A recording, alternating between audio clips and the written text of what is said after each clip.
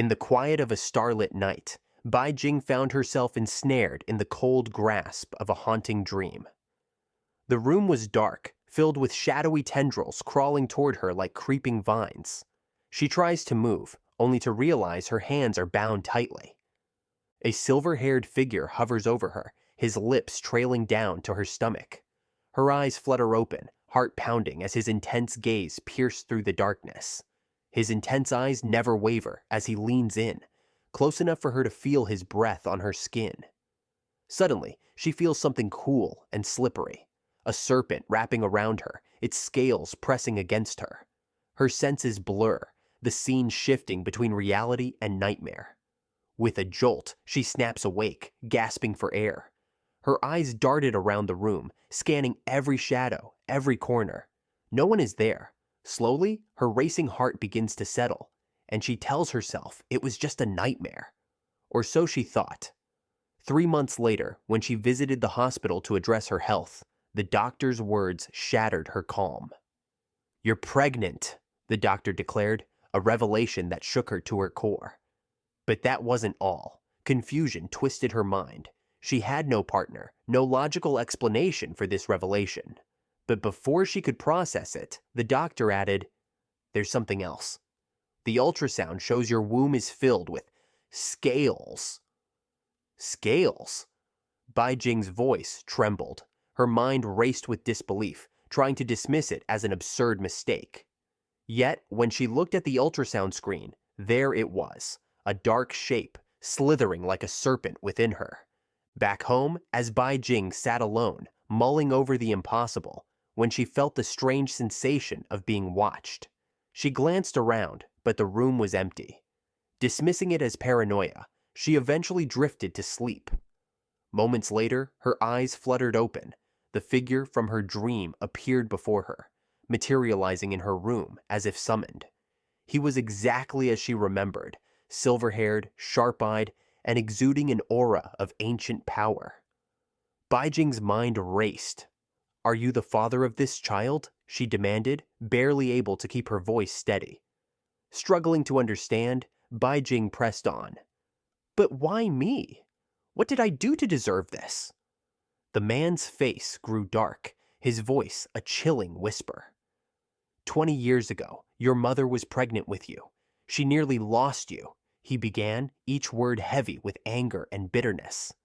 "In his desperation, your father caught my fiancée and sacrificed her to save your life. I've come for an account, a life for a life," he declared, his gaze unwavering.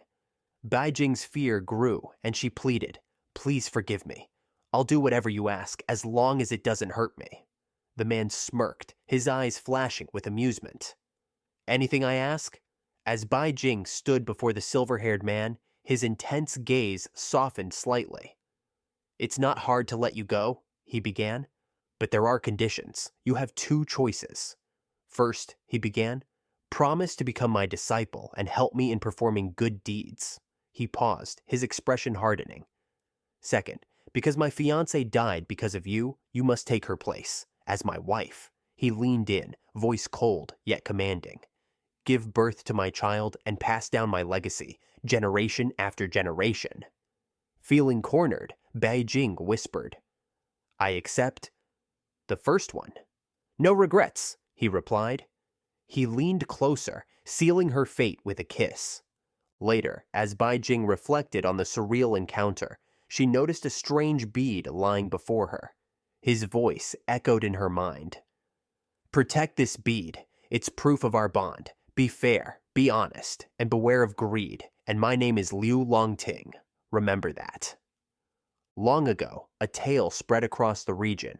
A mysterious mountain god watched over a village hidden deep in the mountains. Rumors whispered of his power, that his blessings brought wealth and protection, but his wrath could unleash natural disasters upon those who displeased him. To keep his favor, they began a ritual, offering young women as sacrifices, hoping to avoid calamities.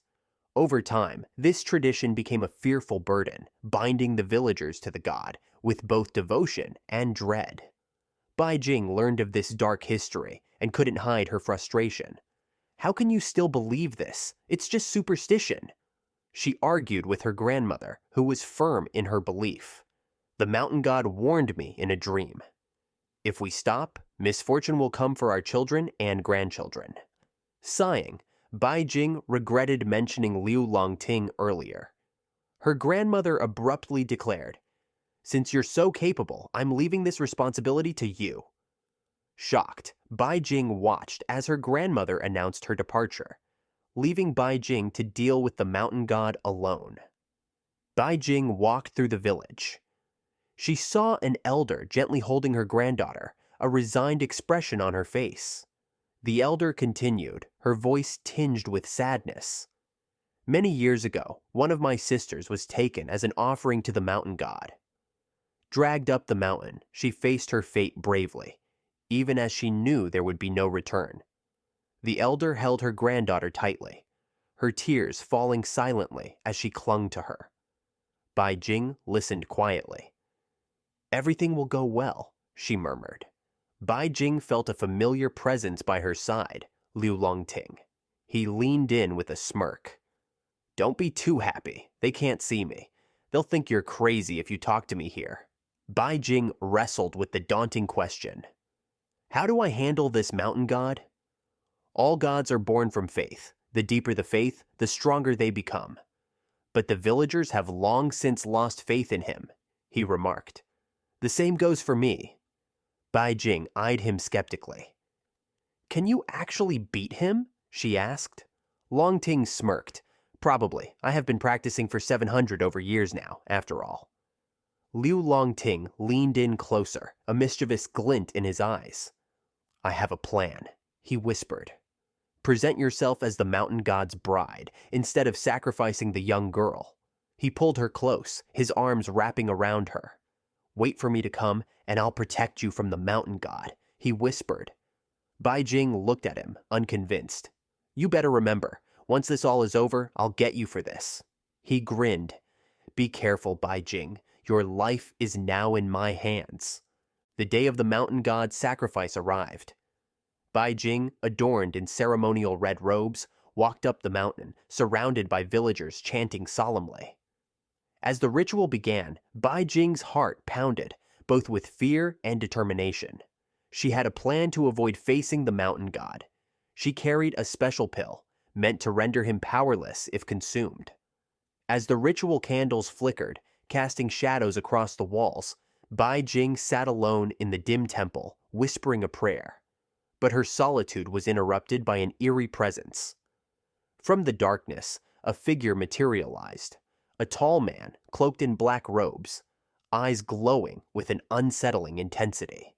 The mysterious man stepped closer, his gaze unwavering. "You are my bride. I have waited a long time for you," he declared. As he leaned closer, he whispered in a tone that bordered between playful and ominous. "Don't keep me waiting, my bride. Become mine, or your village will pay the price." A flicker of defiance rose within her. "Wait. I need more time," Bai Jing replied, stalling as her mind raced to figure a way out. The mountain god tilted his head, amused. "Why are you not afraid of me?" he asked. Bai Jing, despite her nerves, managed a smile. "Well, maybe it's because you look so handsome." He raised an eyebrow, intrigued by her boldness. "Interesting," he murmured. "Tell me, where do you find me handsome?" Flustered, Bai Jing stammered. "Well, your nose, eyes, mouth, everything seems to look good." The mountain god pulled Bai Jing close, his intense gaze never leaving her face. "Not only does my face look good," he murmured, smirking, "but I bet the rest of my body does too." Bai Jing quickly put up her hands, attempting to stall him. "Wait, Mr. Mountain, hold on a moment. Before we proceed, there's something I'd like to share," she said. Feigning innocence, she handed him a small pill, an artifact given to her by her mother, claiming it would enhance strength. She hoped he'd take it without suspicion, but he raised an eyebrow, suspicious. "And how do I know this isn't poison?" he asked, his sharp gaze questioning. Bai Jing maintained her composure as she calmly slipped the pill into her mouth. "Poison. How could I, your bride, even think of harming you, my handsome husband?" Amused, he leaned in closer. "Let's be fair," he murmured. "You have to eat half of it, too." He took the pill from her mouth, carefully split it in half, then ate one portion himself before gently sliding the other half back between her lips. But just as she took half of the pill, Bai Jing felt her body go numb, her limbs refusing to move. Shocked and panicked, she realized her plan had backfired. "What is happening? Why can't I move?" she thought desperately, silently cursing Liu Longting, wondering when he would come to rescue her. As her vision blurred, a surge of energy filled the room. The air crackled with power as a formidable presence appeared. Liu Longting had arrived. The mountain god sneered. "Who dares to spoil my good moments?" he growled. Liu Longting smirked, his voice cold. "You did bad things, and yet you speak of doing good?" The mountain god faltered slightly. "You?" he murmured.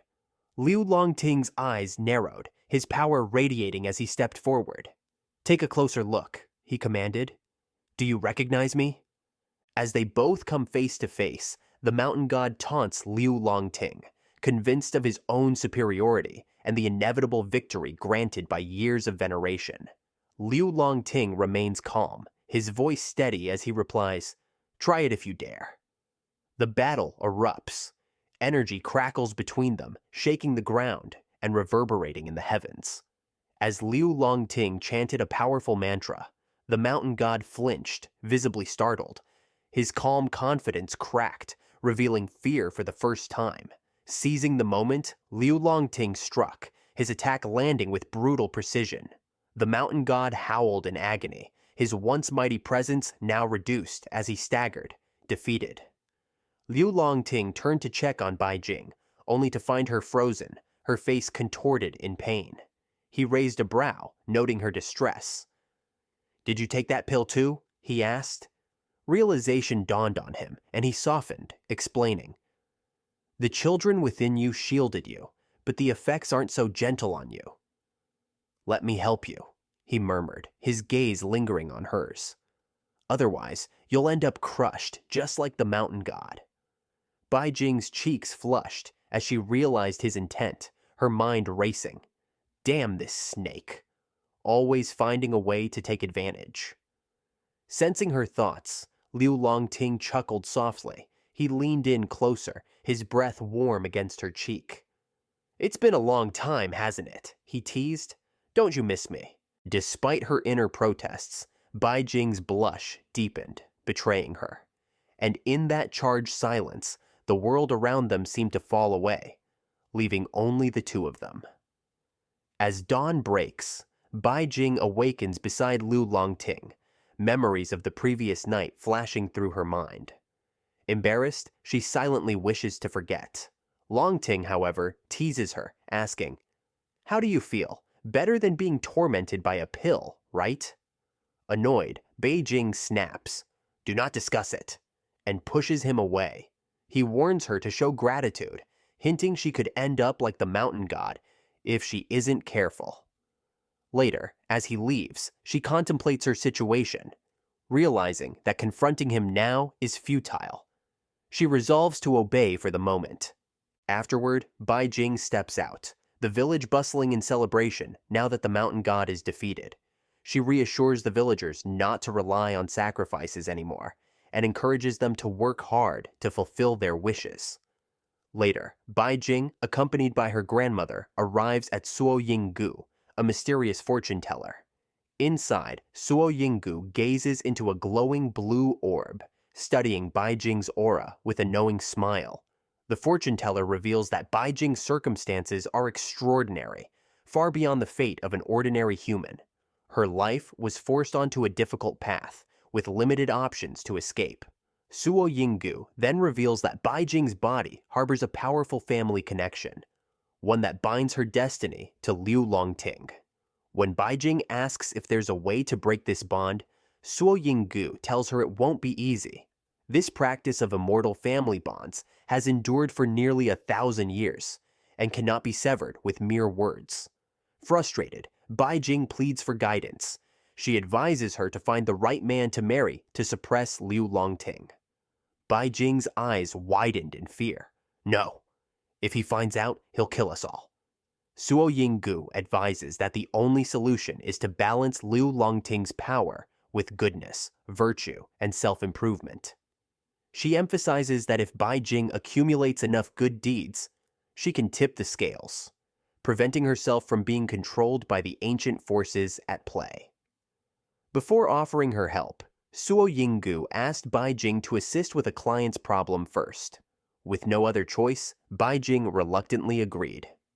Bai Jing and Liu Longting listened to the client's problem over the phone. He explains that 60 years ago, his grandfather disturbed a pair of snakes in the midst of mating, which enraged them. Since then, his family has been plagued by misfortune, seemingly at the hands of these vengeful spirits.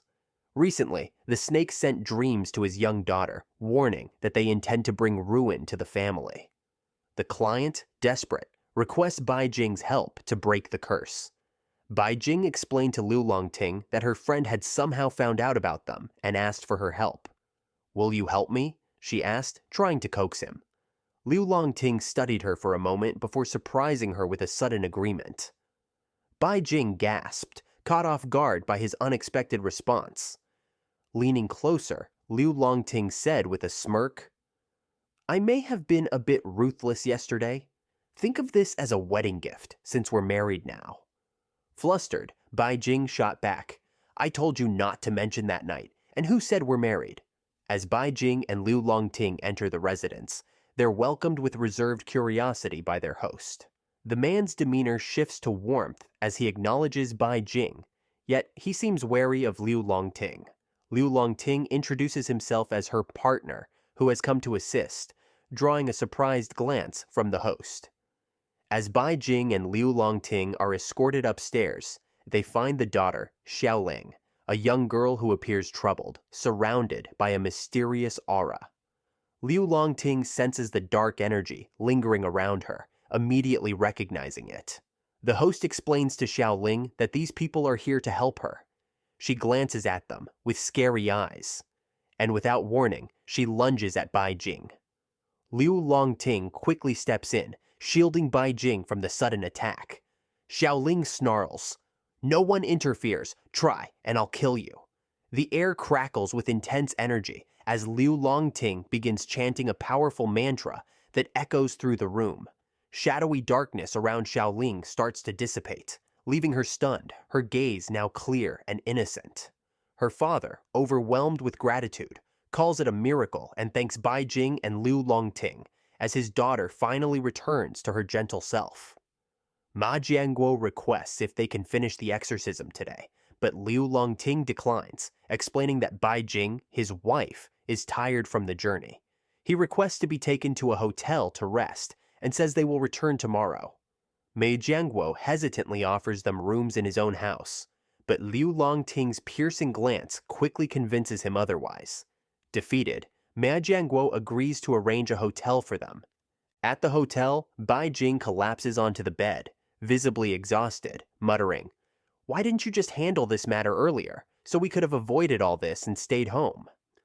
Liu Longting stands by the window, observing the house they visited. He comments that there's no real curse on the property itself, but suspects something much deeper involving the family. He remarks on how unusual it is that Mei Jianguo could perceive him as a normal person, speculating that the family may have offered something significant, possibly eternal life, in exchange for spiritual sight. Bai Jing shares her observations, asking, "Was the girl just pretending to be possessed? And what about the strange smell of snakes in the house?" Liu Longting, with a dark expression, concludes that they were likely lured into this situation for a specific reason. "The real target," he says ominously, "is us." Bai Jing is taken aback, wondering why they, of all people, were targeted, especially as they haven't caused any harm to this family. Liu Longting reflects that seeking vengeance isn't always about holding a grudge. It can simply be a matter of necessity. He shares his suspicion that Ma Jianguo might have sinister intentions, potentially using them to sustain his own immortality. Meanwhile, Bai Jing's thoughts drift as she watches him, appreciating his form and charm, with her cheeks tinged with a slight blush.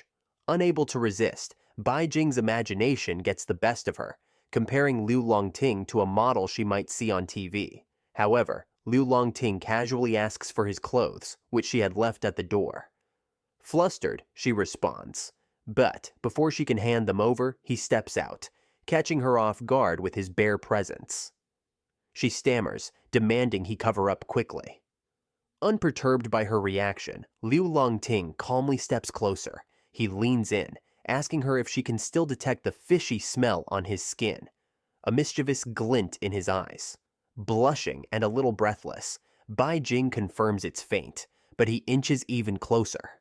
Bai Jing's heart races as Liu Longting pulls her close, his lips capturing hers in a deep, lingering kiss.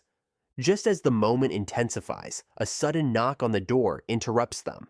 Liu Longting pulls back, visibly annoyed, his gaze darkening as he calls out, "Who's there?" Opening the door, they find the client, Ma Jiangguo, in a state of panic. He pleads with Bai Jing, "Please save my daughter. After you left, the evil spirit reappeared, threatening to take her life." She challenges him, reminding him that nothing suspicious had been found when they investigated his home. She accuses him of lying. Mei Jiangguo, clearly distressed, insists, "Miss, I wouldn't dare lie to you. I swear. Please save my daughter. I'll do whatever it takes."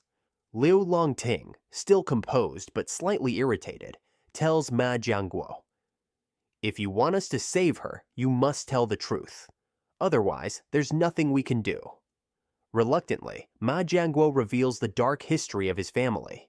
He shares how his father once met a shaman who advised them to worship a pair of mystical snakes, promising that the snake deity would bring wealth and protection to their family. In exchange, his family would be tied to the creature, sustaining its power through worship. As time passed, the family enjoyed prosperity, but it came at a high price. The snakes began to drain their life force to sustain themselves, demanding more sacrifices. Ma Jiangguo admits that other family members, unwilling to serve the deity any longer, met terrible fates. Now, the spirits seek his daughter as their next vessel. "Do you mean to say you sacrificed your own family to keep your fortune?" Bai Jing asks, appalled. Mei Jiangguo, overcome with remorse, pleads desperately, "I had no choice. No one else can manage our family's affairs. Please, I'll give up everything, even hand over my family's assets if you can save us from this curse." Unable to resist Ma Jiangguo's desperate plea, Bai Jing reluctantly agrees to help. As they head upstairs, Liu Longting firmly instructs her to stay downstairs and wait. Left alone, Bai Jing sits on the sofa, wondering why he insisted on going without her. A strange sensation creeps over her, a chilling feeling of being watched. She glances down, and her heart skips a beat, as a sinister, malevolent spirit peeks out from beneath the sofa, its dark eyes gleaming. Suddenly, with a haunting laugh, the spirit slithers out from under the sofa, sending a jolt of fear through her. Bai Jing's heart races as she realizes the malevolent spirit might be targeting her. Panic floods her as she calls out, "Liu Longting, help me!" In that instant, a powerful energy encircles her, lifting her into the air. She floats, suspended and defenseless, as dark energy swirls around her, threatening to consume her. Just as fear starts to overwhelm her, a mysterious figure shrouded in red energy emerges from within her. Startled by his sudden appearance, Bai Jing asked, "Aren't you supposed to be dead?" The mountain god suddenly appears, his presence strong and fierce. He confronts the spirit with an intense glare and, with a powerful voice, yells, "Back off!" The spirit sneers at the mountain god, mocking his attempt to stop it. As the fight intensifies, they clash, each trying to overpower the other. Watching the battle unfold, Bai Jing thinks to herself, "Why is he here? Didn't he die that day? Is he here for revenge?" Suddenly, the spirit roars, "Anyone who interferes must die," and lunges towards Bai Jing. In a swift motion, the mountain god shields her, positioning himself between her and the spirit.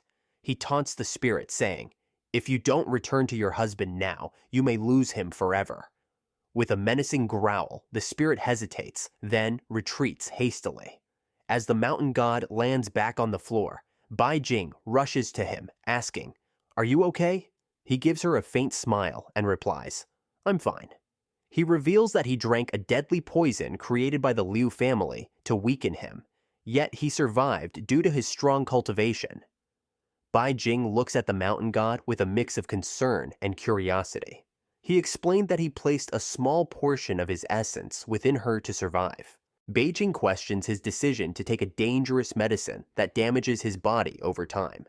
He calmly responds, stating that he's committed many wrongs and that he's willing to suffer the consequences rather than let the villagers' hatred dictate his fate.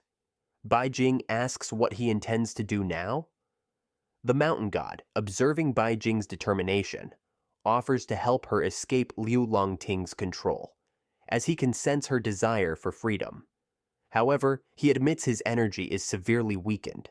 To recover, he asks if she would let him reside within her body temporarily to restore his power, promising to repay her in the future. Bai Jing is taken aback, but listens to his earnest plea. Moved, she agrees, with the mountain god smiling softly, promising to support her fully. But she wondered, does she really want to kill him? Aside from his sharp tongue and his overly familiar behavior, there isn't much that's truly bad about him.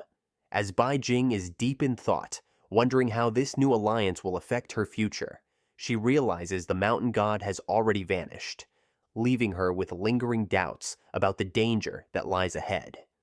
Meanwhile, outside, Liu Longting is engaged in a powerful battle, surrounded by a brilliant golden aura, exercising lingering malevolent spirits near the estate. His confident stance as he commands the spirits to surrender adds to his aura of authority. He confidently faces off against the large, ominous serpent spirit. He warns it, telling the creature that today will be the day he teaches it a lesson. Holding a talisman in his hand, Liu Longting issues a final warning to the serpents. "Surrender now and pledge to follow me, and I will spare your lives." Grateful for his mercy, the serpents bow in thanks, relieved to avoid a grim fate. Liu Longting then hands them a talisman, instructing them to keep it safe and use it if they ever need it in the future. He implies that if Ma Jianguo wants to avoid similar issues in the future, he should rely on his own hard work rather than seeking shortcuts to wealth through dark means. Mei Jianguo, grateful and filled with relief, expresses his thanks. As Liu Longting and Bai Jing prepare to leave the premises, he turns to her and asks, "When you were downstairs, did the female snake spirit cause you any trouble?" Bai Jing nods. "Yes, she attacked me." Curious, Liu Longting raises an eyebrow. "Without any powers, how did you manage to handle her?" Bai Jing hesitates, then replies, "It wasn't me. Someone else helped me and told the female snake to go look for her husband." Liu Longting studies her face for a moment, clearly intrigued, but refrains from pressing further. Instead, he says, "Let your friend know that the problem is solved. I'll also teach you how to draw a talisman so you can protect yourself in the future." Bai Jing wonders why he isn't asking more questions about who came to her aid. Sensing her thoughts, Liu Longting smirks and teases, "I just don't want any demons feasting on my pretty wife." Bai Jing blushes, unable to hide her smile. Back at home, Bai Jing notices a few pimples on her face.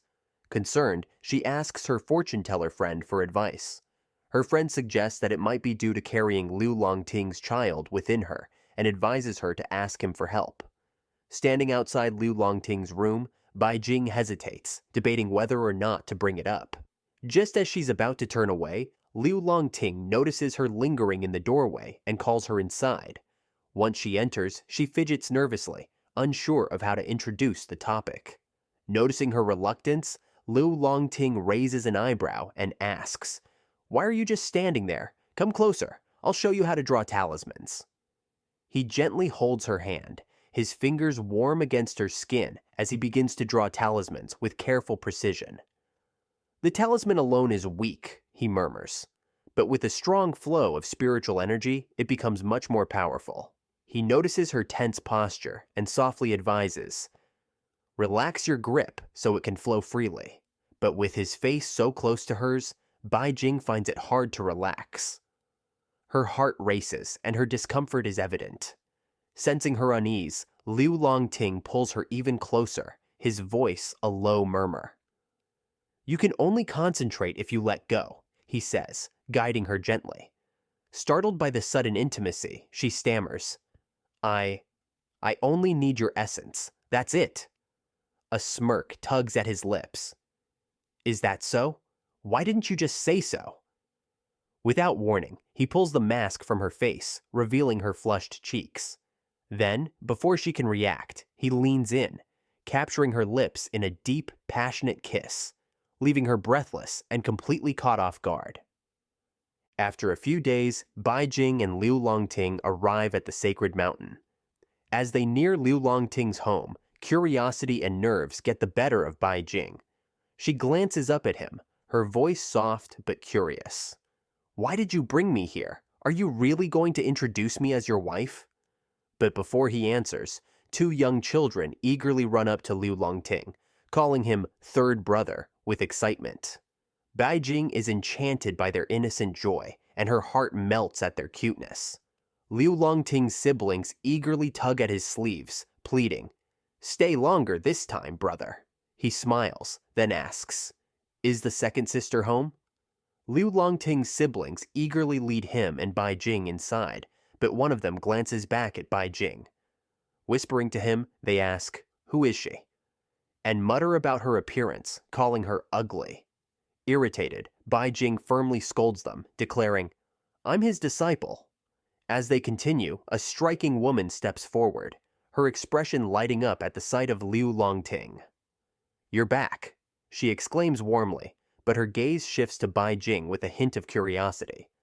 Bai Jing senses this woman holds an important position within the family. Liu Longting gently explains, "This is my disciple. I brought her here to meet the family." The lady introduces herself as Yinhua and warmly welcomes Bai Jing, saying, "Feel free to treat this place as your own." Liu Longting adds that they won't be staying long, as Bai Jing has to return to school. Intrigued, Yinhua asks, "What are you studying?"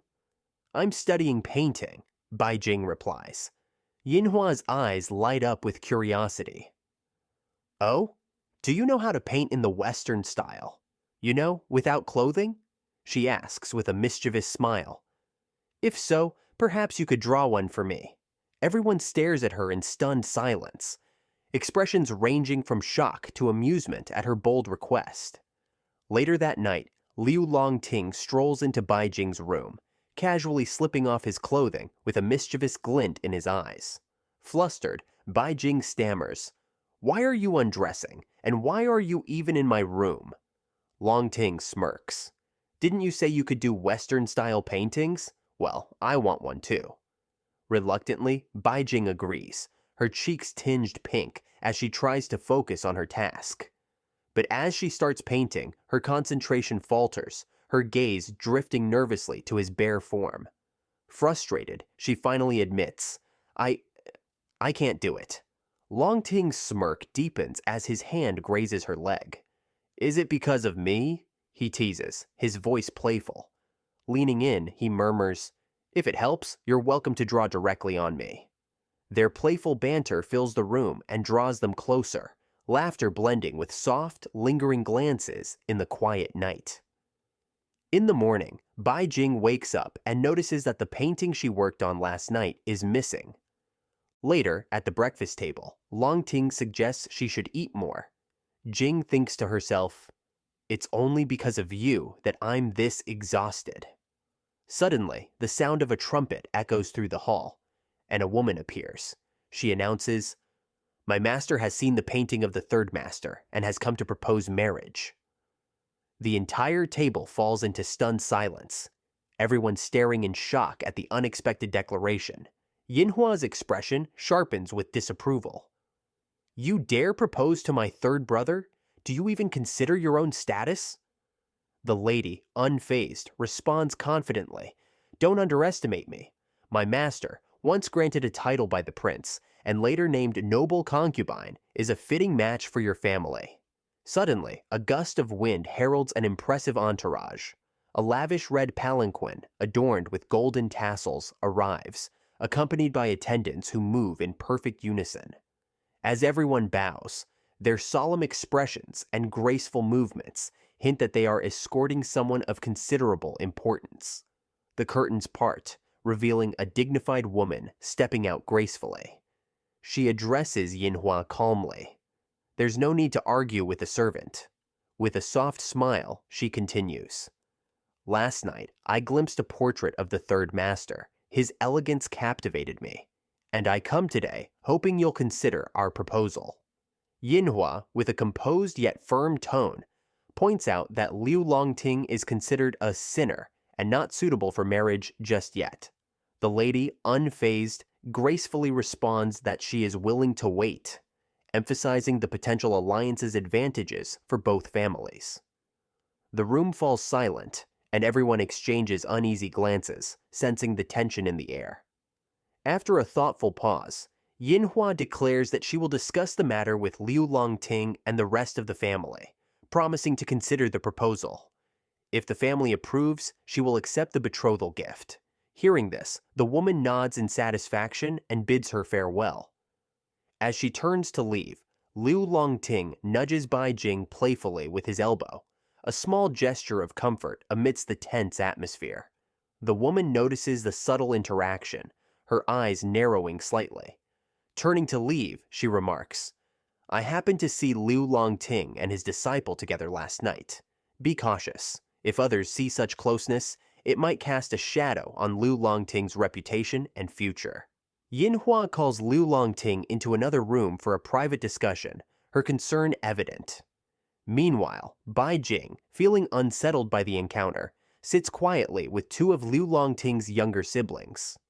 Gathering her courage, she asks them, Do you think Liu Longting is interested in that woman? The young boy looked at her. Third brother likes cute girls, not one stronger than him. And besides, he wouldn't like anyone I don't like. Bai Jing raised an eyebrow, stepping toward him. Oh, then do you like the woman we just saw? She asked, a playful challenge in her tone.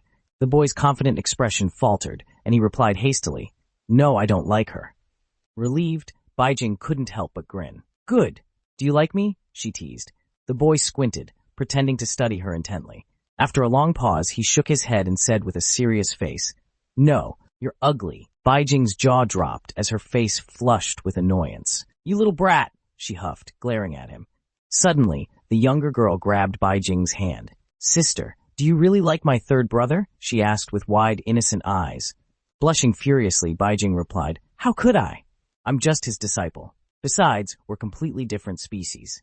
Her voice trailed off. The young girl winked at her knowingly. Then, let me read your fortune, she said, tugging Bai Jing's hand closer. Studying Bai Jing's palm intently, the girl tilted her head. Sister, your future is complicated, she murmured. What do you mean by complicated? Bai Jing asked, her curiosity now piqued. The girl glanced up at her and explained. I can only read a little, but it's probably because your immortal affinity is unusually strong. Either your future spouse is an immortal, or you were once a great, eminent immortal yourself. The girl shrugged. The latter is unlikely. After all, you're mortal now. It's nearly impossible for an immortal to reincarnate without seeking an eminent immortal as their disciple. Someone like my brother, who's committed so many crimes, wouldn't be their choice. If you hadn't accepted him as your master, he would have been executed long ago. Bai Jing's heart skipped a beat. Executed? What kind of crimes did he commit? The girl's expression turned serious. A long time ago, immortals came to arrest him, but our eldest brother saved him. I don't know the full details, but after that, he became an immortal tasked with guarding your family. She paused, then added, It's because of you that he's still alive. You're his savior. As night descended over Liu's mansion, Bai Jing lay restless on her bed. She couldn't shake the conflicting emotions, being told she was Liu Longting's savior, only to hear by that woman earlier that her presence might actually be harming him. Yet, deep inside, she couldn't ignore the fact that his child grew within her. The idea clawed at her, making her feel trapped. Could I have unknowingly become his mistress? Someone despised by all? She wondered bitterly, clutching the sheets in frustration. Just as her thoughts spiraled further, a soft knock echoed against her window. Startled, she turned and froze. It was Liu Longting, but not in his usual human form. He stood there in his original form, a magnificent yet intimidating silver serpent, his piercing golden eyes glowing in the dark. Before she could utter a word, he slithered inside, wrapping himself around her protectively. His voice low and sharp. "Get ready. We're leaving," he ordered. "How could you be so cold-hearted? I'm about to get married, and here you are sleeping so soundly." Bai Jing, stunned, struggled to process his words, but had no chance to argue as he transformed just enough to allow her to climb onto his back. Her heart raced as she clung to him. His voice softened slightly, though his tone remained firm. "Hold on, we're going home." They glided through the dense forest. The cool night air rushed past, carrying the earthy scent of the woods. As they traveled, she hesitated before whispering, "Can I still choose to marry you instead of being your disciple?" Before she could think anything else, a foul stench wafted through the air. She covered her nose, her eyes scanning the area. In the moonlight, she spotted a large group of pigs blocking their path. At the front, one stood out, its eyes sharp and intelligent, a clear leader. The pig leader snarled, its demeanor threatening, before transforming into a human woman. Liu Longting followed suit, reverting to his human form as his gaze turned sharp. "So," he said, a smirk playing on his lips, "it's you, Huang Sanyang." The woman, her expression stern yet weary, bowed her head slightly. "Third Master, stop teasing me. I'm not here to fight. I've come to ask for your help." Liu Longting's smirk deepened. "You come asking for help with an attitude like that?" Huang Sanyang bowed deeply, her voice trembling. "Please, Third Master, my son was murdered. I need your help to avenge him. I'll do anything." Liu Longting's expression shifted. "Tell me everything." Huang Sanyang explained, her face etched with sorrow. 10 years ago, I was gravely injured. My son, desperate to save me, went out hunting to help restore my strength. But he was caught by humans. They pinned him with a fork and burned him alive." Her voice broke as she clenched her fists, tears streaming down her face. "I later discovered the mastermind, Zhu Dagui. I wanted revenge, but his family is part of the pig immortals. Their cultivation far surpasses mine. I've tried, but no one will help me. I'm a useless mother." Bai Jing, who had remained quiet, felt a pang of sympathy for the grieving mother, instinctively reached out and grabbed Liu Longting's hand. He glanced at her briefly, his expression unreadable. Huang pleaded, "I know you have your own matters to handle, but please, I beg you, help me avenge my son. I'll offer you my life in return." Liu Longting looked at her with a calm, yet piercing gaze. "Your life is of no use to me, but I'll help you," he said bluntly. He continued, his tone steady. "This will anger my sister because of my sudden departure, but once she calms down, go to her." As they approached Zhu village, Liu Longting recalled Huang Sanyang's warning. "The pig immortals have high cultivation. Don't underestimate them, young master." Upon reaching Zhu village, an overpowering stench filled the air, making Baijing wrinkle her nose. Unable to endure it, she asked, "What's this horrible smell?" "It's the stink of pigs," Liu Longting replied flatly. "And it's no ordinary pig. This isn't an immortal, but a demon." Suddenly, a woman's desperate cries broke through the silence. "Don't hit me. I'll go," she pleaded. The gate of the Zhu mansion creaked open, revealing a towering demon-like man. "Buy me some wine, and don't bother coming back if you can't," he barked at the woman. She staggered to her feet, trembling as she turned to leave, but the demon's eyes caught sight of Bai Jing and Liu Longting. His face twisted with irritation. "What are you staring at?" he roared, pointing a threatening finger at Bai Jing. "Keep looking, and I'll chop you up." Bai Jing's anger flared. "What kind of man are you? Beating a woman like that?" she shouted. The demon smirked, his gaze darkening with malice. "A feisty one, aren't you? Pretty too. You'd make a fine match to warm my bed." Before Bai Jing could respond, Liu Longting stepped forward, his voice cold and steady. "I didn't come here to talk. I'm here to kill you." The demon burst out laughing, as if he'd heard the most absurd joke. "Kill me? You? You're nothing but a puny worm with barely a few hundred years of cultivation." Liu Longting's golden eyes gleamed as he raised his hand, summoning a brilliant golden light that glowed with raw power. "Why don't we find out who the real worm is?"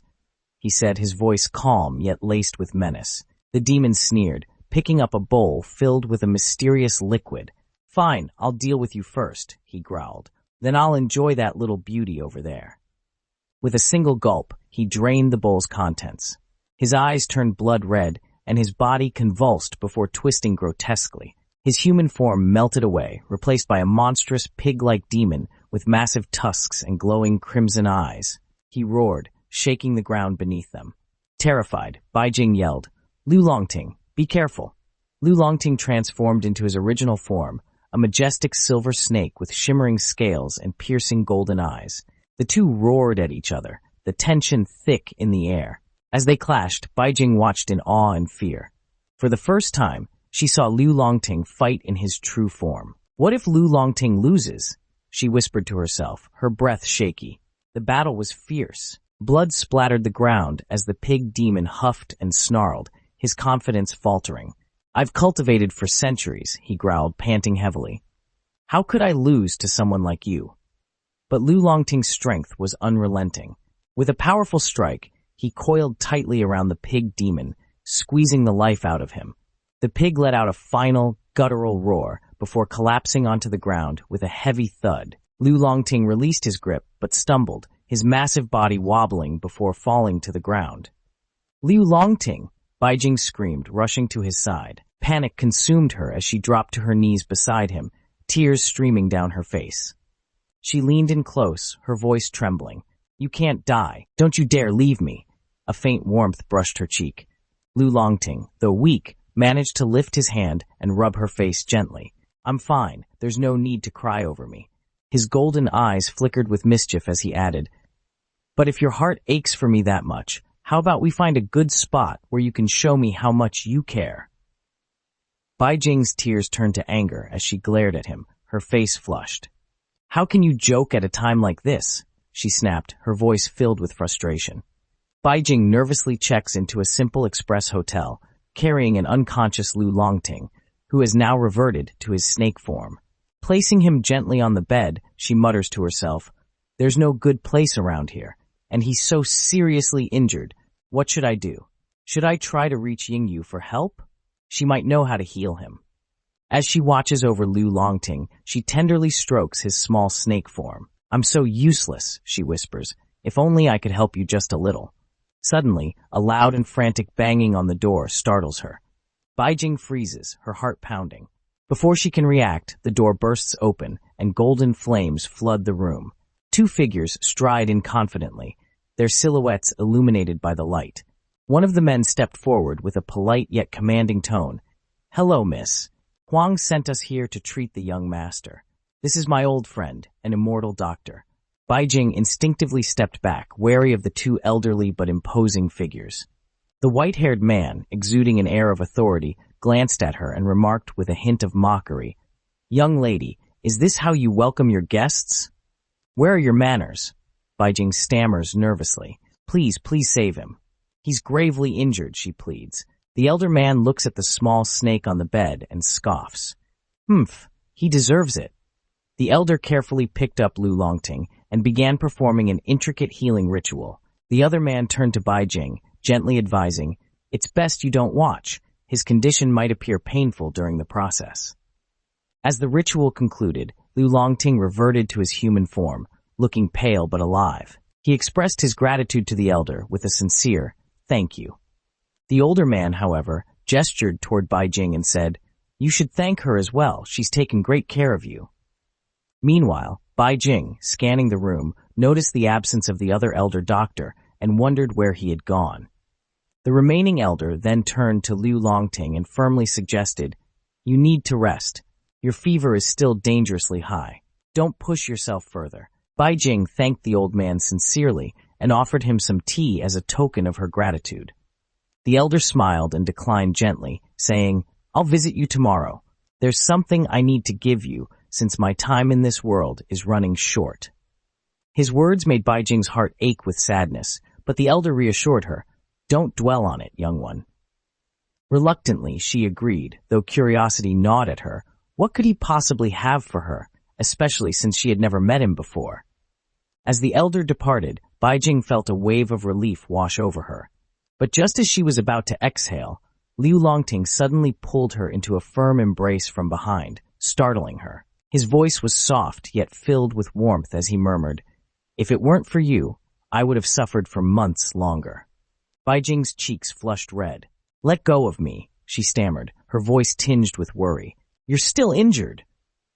Liu Longting leaned closer, his breath warm against her ear as he teased, "Don't you want your repayment? There's no better time than now." Baijing, flustered and misunderstanding his intent, stammered, You have a high fever. How are you planning to repay me?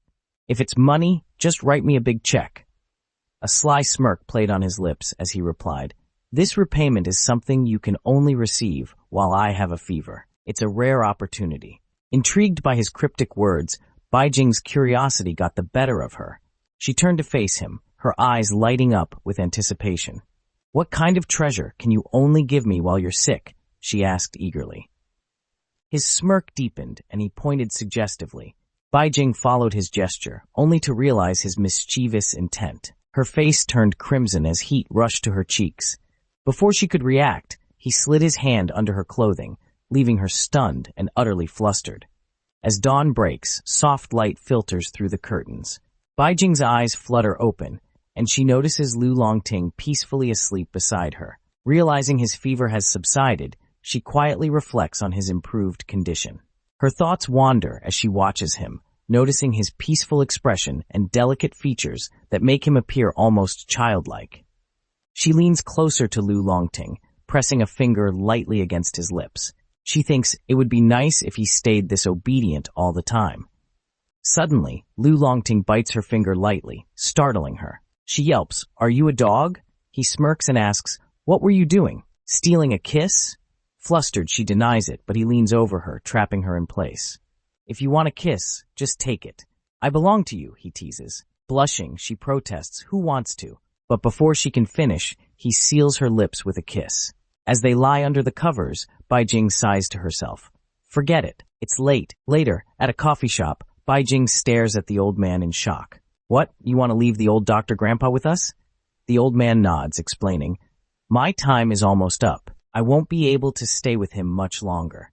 Don't worry, he may seem fierce, but he keeps his promises. He's a gentle soul deep down." Baijing, however, remains skeptical. The old man continues, "We've lived together for many lifetimes. My time is over, but he still has attachments to settle. I want to entrust him to you so he can fulfill his long-cherished wish." Bowing deeply, he makes his appeal. Liu Longting replies calmly, "All right, we'll take him in, but he can't be her immortal." The old man objects, but his cultivation is high. If he becomes her immortal, it will benefit her too. Baijing glances at Liu Longting, thinking, why is he making decisions without asking me? Liu Longting counters firmly, "I'm her immortal." That's enough. The old man observes him thoughtfully, noting his possessiveness. With a nod, he replied, "All right, I understand," and slid a piece of paper to Baijing. "This has old Bai's name. I'm leaving him to you." After the old man leaves, Baijing picks it up and asks Liu Longting, "Those two grandpas look the same. Are they twins?" Liu Longting, taking a bite of his food, explains, "When immortals live with their disciples for a long time, they eventually grow attached and become more alike." Surprised, Baijing replies, "I didn't know that." She then asks, "If we help him fulfill his wish, will he be able to ascend?" Liu Longting answers, "When an immortal's time on earth ends, they return to heaven. But if they have unresolved attachments, they can't ascend." Before they can continue, a girl nearby exclaims, "He's so handsome." Startled, Baijing asks, "They can see you?" As they arrived home, Liu Longting softly asked, "Are you still angry?" "Who says I'm angry?" she retorted, crossing her arms. "I'm just surprised you didn't bother concealing yourself outside. You seem to enjoy all those compliments," she added, her tone tinged with annoyance. Sitting on the edge of the bed, she demanded, "Tell me, did I say anything wrong?" Liu Longting looked at her, a trace of affection in his golden eyes. "I was wrong," he said quietly. Then, without warning, he scooped her up and placed her on his lap. His arms encircled her, holding her close as he explained, "The reason others can see me is because our auras have merged. I've had you by my side for so long that your energy and mine have assimilated." Baijing's irritation flared. So you're blaming me now? She asked, glaring at him. Lu Longting tightened his embrace. Don't be angry, he said gently. Bai Jing turned her face away, her voice slightly shaky. Since others can see you now, you can choose someone else. I don't want to do this forever. Lu Longting smirked, leaning closer. If you don't want to be my disciple anymore, then tell me, what do you want to be? Her mind raced as she avoided his gaze, conflicted. If I stay with him, am I helping him or am I holding him back? Finally she muttered, I don't want to be anything. It's better if I'm not involved with you at all. Hearing her words, Lu Longting frowned slightly. He didn't let her go. Instead, he turned her to face him, wrapping his arms tightly around her. He said firmly, Don't listen to others. My future has nothing to do with anyone else, and neither does yours. He smiled faintly and added, As for my second sister, I'll handle her. You don't need to worry. Bai Jing hesitated, her voice trembling slightly as she asked, So, being with me won't affect your cultivation? Lu Longting cupped her face, tilting it gently to meet his gaze.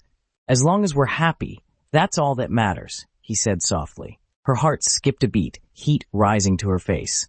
She stammered, It's not like I'm willing. You were the one who seduced me first. His hands wandered slightly, startled. Bai Jing squirmed and raised her voice. What are you doing? Nothing, he replied casually. In the quiet of the hostel room, an unsettling noise echoed faintly, breaking the stillness of the night. A young girl lay peacefully in bed, her breath soft and even. The eerie sound grew louder, causing her to tremble slightly in her sleep.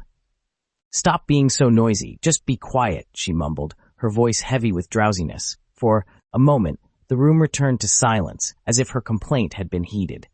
But suddenly a loud bang erupted against the door, jolting her awake. Her eyes flew open, wide with alarm as she sat up in bed. Who's that there? She called out, her voice trembling slightly. The top, however, was still offering no reply. Placing a hand on her temple, she sighed. It must have been a dream, she muttered, trying to calm her racing heart.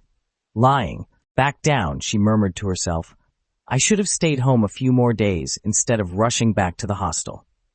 Unbeknownst to her, something ominous began to stir. Dark, red figure slithered across the floor, its movements unnaturally fluid as it crawled toward the bed. It crept up the steps silently, inching closer to the girl's sleeping form. Suddenly, the red shape shifted, rising and morphing into a ghostly figure that loomed above her. As Bai Jing returned to school with Lu Longting, she felt a wave of happiness seeing the familiar campus after so many days. The sense of normalcy comforted her, but the attention Lu Longting was attracting quickly soured her mood. He's so handsome. Is he a new student? A girl whispered. No, he must be a senior, another replied, blushing. Annoyed, Bai Jing muttered, I knew I shouldn't have brought him along. Just then, a familiar voice called out, Bai Jing! It was Yao Na. Bai Jing greeted her friend with a big smile. Why are you back at the hostel so early? She asked. I've been here for 2 days. It's been so lonely without anyone around, Yao Na replied. Her gaze shifted to Lu Longting. Who's this handsome guy? Before Bai Jing could respond, Lu Longting removed his sunglasses and said coolly, Hello, I'm Bai Jing's husband. Embarrassed, Bai Jing quickly dragged Yao Na toward the hostel, cutting off any further conversation. Yao Na, however, kept glancing back at Lu Longting and teasingly asked, Does he have any siblings? Once they reached Yao Na's room, her friend sighed in relief. Thank goodness you're here. The nights have been so creepy, I couldn't sleep properly. Lu Longting scanned the room, his expression darkening as he narrowed his eyes. He grabbed Bai Jing's hand, causing her to look at him in confusion. This room is haunted, he said flatly. Haunted? That's impossible. Yao Na's been here for 2 days, Bai Jing protested. Lu Longting raised his hand, his golden eyes glinting. See for yourself, he said, placing his hand on Bai Jing's temple. Suddenly, Bai Jing's vision changed. The room was engulfed in darkness, eerie red markings staining the walls. She gasped, I've never seen anything like this before. Lu Longting turned to Yao Na. Have you heard any strange noises?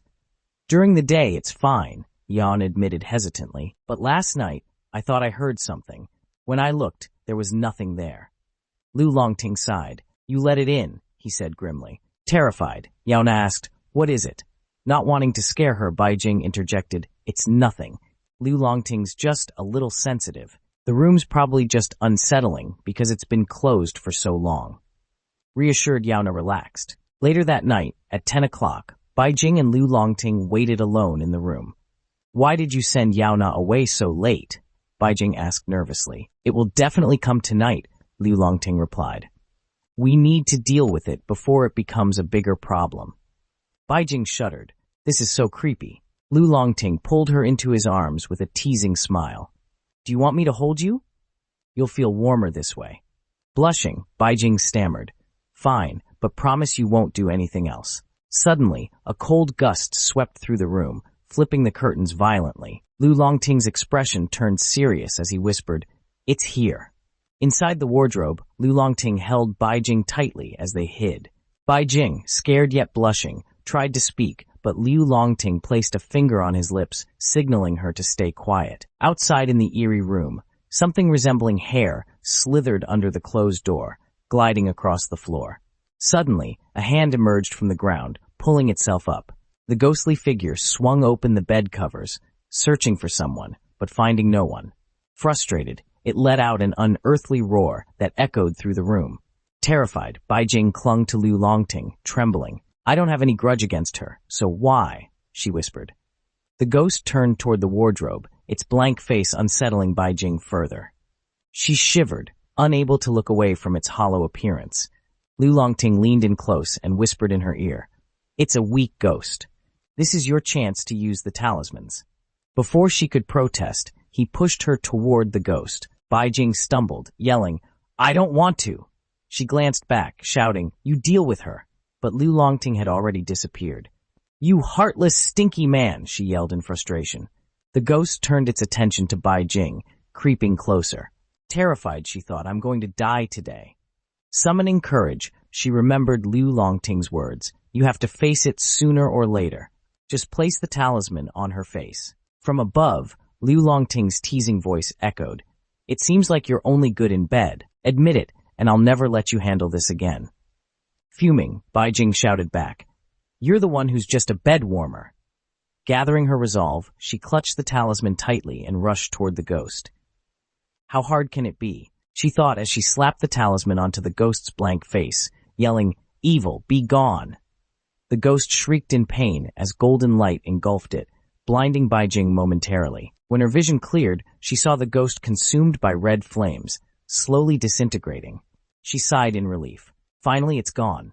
Lu Longting, sitting casually on the ceiling, began clapping. As I thought, my judgment was correct. You can handle anything. Baijing glared at him angrily. You have the nerve to push me out without any warning. He explained, You're my disciple. In the future, you'll face things far more terrifying than this. Jumping down to the floor, hands in his pockets, he added, What will you do if I'm not around? I can't let my Jingjing die. Now you're just twisting words to force the issue, Baijing retorted. He leaned closer, tilting her chin up. All right, don't be angry. I'll give you my love as a reward. Before Baijing could react, her face flushed as Lu Longting pressed his lips to hers, sealing the moment with a kiss. As Lu Longting pulled away from the kiss, Baijing asked, What do you mean by she was targeting me just now? Lu Longting, lost in thought, replied, If she didn't hold any personal grudge against you, then someone must have sent her. That spirit had been dead for a long time. He added calmly, The only explanation is that someone directed her. Flustered, Baijing said, I haven't offended anyone. Who would do that? Lu Longting sighed. You didn't know there was a grudge between us either. If something like this has happened, we need to be more cautious. Sobbing softly, Baijing thought, If my family has unknowingly offended someone, I'll end up being the one who suffers. Suddenly her phone rang, displaying the name My Prince, Wang Xuan. Lu Longting leaned over to look at the screen, his expression darkening. Why aren't you picking up? He asked coldly. His eyes narrowed as he added, and put it on speaker. Baijing panicked, thinking, Why didn't I change his name earlier? She quickly picked up the phone.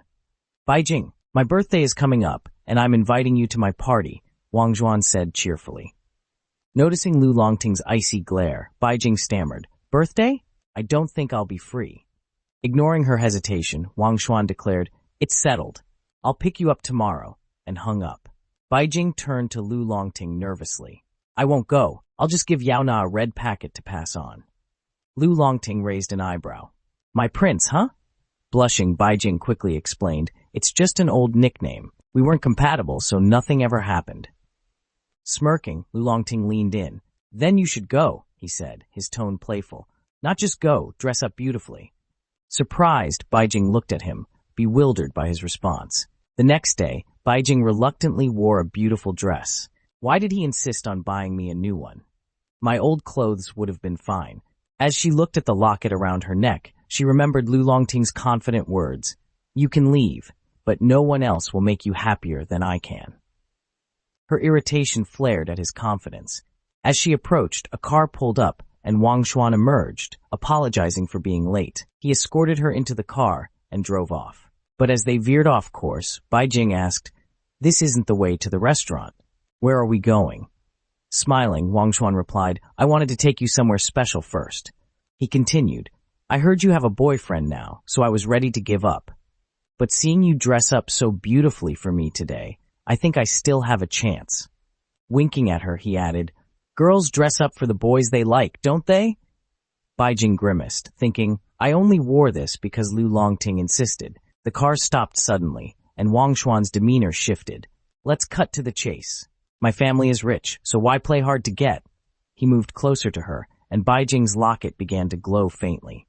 Panicking, she slapped him with all her strength, surprised at how effective it was. Looking at her hand, she thought, is this Lu Longting's power? Wang Xuan's anger flared. How dare you hit me? Grabbing her hair, he slammed her head against the car window, his face twisted in rage. Do you think I don't know gold diggers like you? Terrified, Baijing thought, men are truly terrifying when they lose control. Suddenly, her locket transformed, and a small snake emerged, attacking Wang Xuan. Screaming in panic, he yelled, Monster! Monster! He struggled to escape, but the car doors wouldn't budge. Zheng felt a wave of relief. The snake coiled tightly around Wang Xuan, who cried out in pain. Baijing shouted, Stop Lu Longting, he'll die if you keep going. Her pleas went unheard as the snake continued its attack. Baijing thought desperately, I just wanted to teach him a lesson, not kill him. A sickening crack echoed through the car. Lu Longting materialized in his human form and asked coldly, What, do you regret it now? Baijing glared at him. How can you kill someone? Unfazed, he replied, You didn't object when I killed others. Why now? Angrily, she retorted, Because they deserved it, and this will bring trouble. His family is rich, and if they investigate, we'll never have peace. She took a deep breath and said, Forget it, I'll turn myself in. I'm not destined to be your disciple in this life. See you in the next one. Lu Longting's expression softened. You were angry for my sake? He held her hand gently. Don't worry, I have a solution. Avoiding his gaze, Baijing replied, What solution? He's gone. Can you bring him back? With a smirk, Lu Longting said flatly, That's right. Baijing's eyes widened in shock as he began removing his upper garments. He placed a hand over her eyes. Don't look. It'll be over soon. Praying silently, Baijing thought, how is he able to bring someone back from the dead? Later, in a lavish restaurant, Wang Xuan sat with others. His behavior completely changed. When asked about the earlier incident, he casually explained it was just a cat. Suspicious, Baijing's friend asked her about it, but she nodded along, not wanting to stir up trouble. Lu Longting, sitting coolly beside her, smirked. I restructured his memory and attitude. Isn't he much cuter now? One of the friends in the group spoke up. Have you heard? This hotel may look fancy, but it's famous for the reservoir behind the mountain. They say many people, especially women, died there and were thrown into the water. At night, you can still hear their screams. It's terrifying. Baijing and Lu Longting heard the conversation. Baijing looked uneasy, while Lu Longting remained confidently indifferent. As evening fell, the group decided to explore the area behind the mountain. The boys teased Baijing, saying, You're so brave to join us.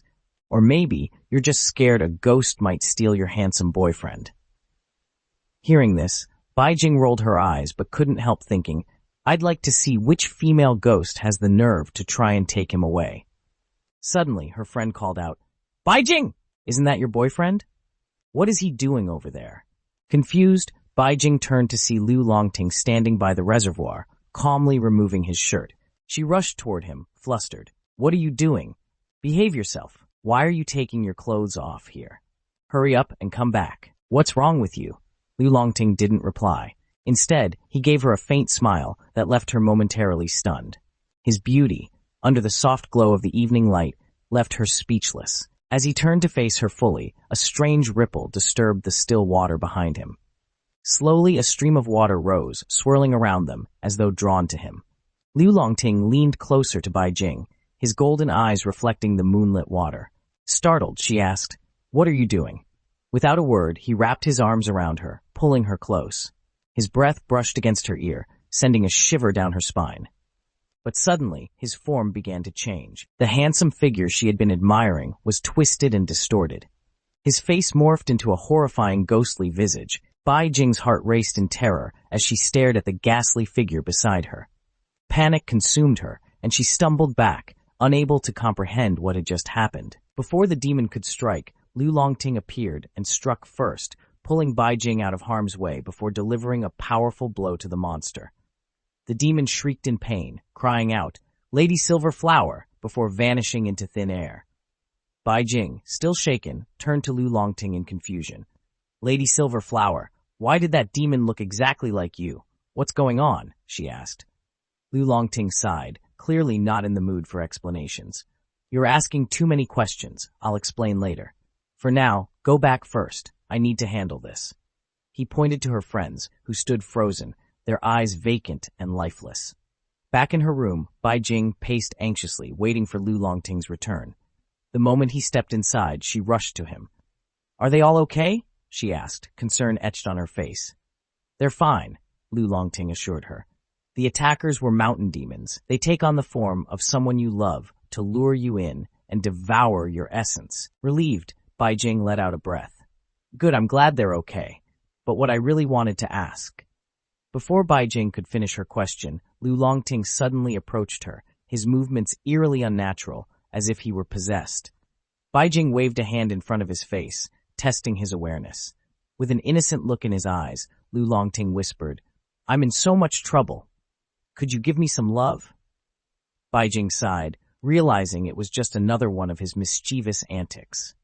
As Bai Jing and Lu Longting walked through the dense forest of Xiang Mountain, Bai Jing's mind buzzed with thoughts. Yingu had called her earlier, mentioning that a great immortal had landed nearby. She wanted to investigate, but decided to keep it from Lu Longting, fearing the trouble he might cause if he found out she had lied. She sighed, glancing at Lu Longting, who walked beside her with a carefree demeanor. "What does he mean by 'I'm so in trouble, give me some love'?" she thought, exasperated by his playful antics. "I can't stand it when he's like this," she muttered under her breath.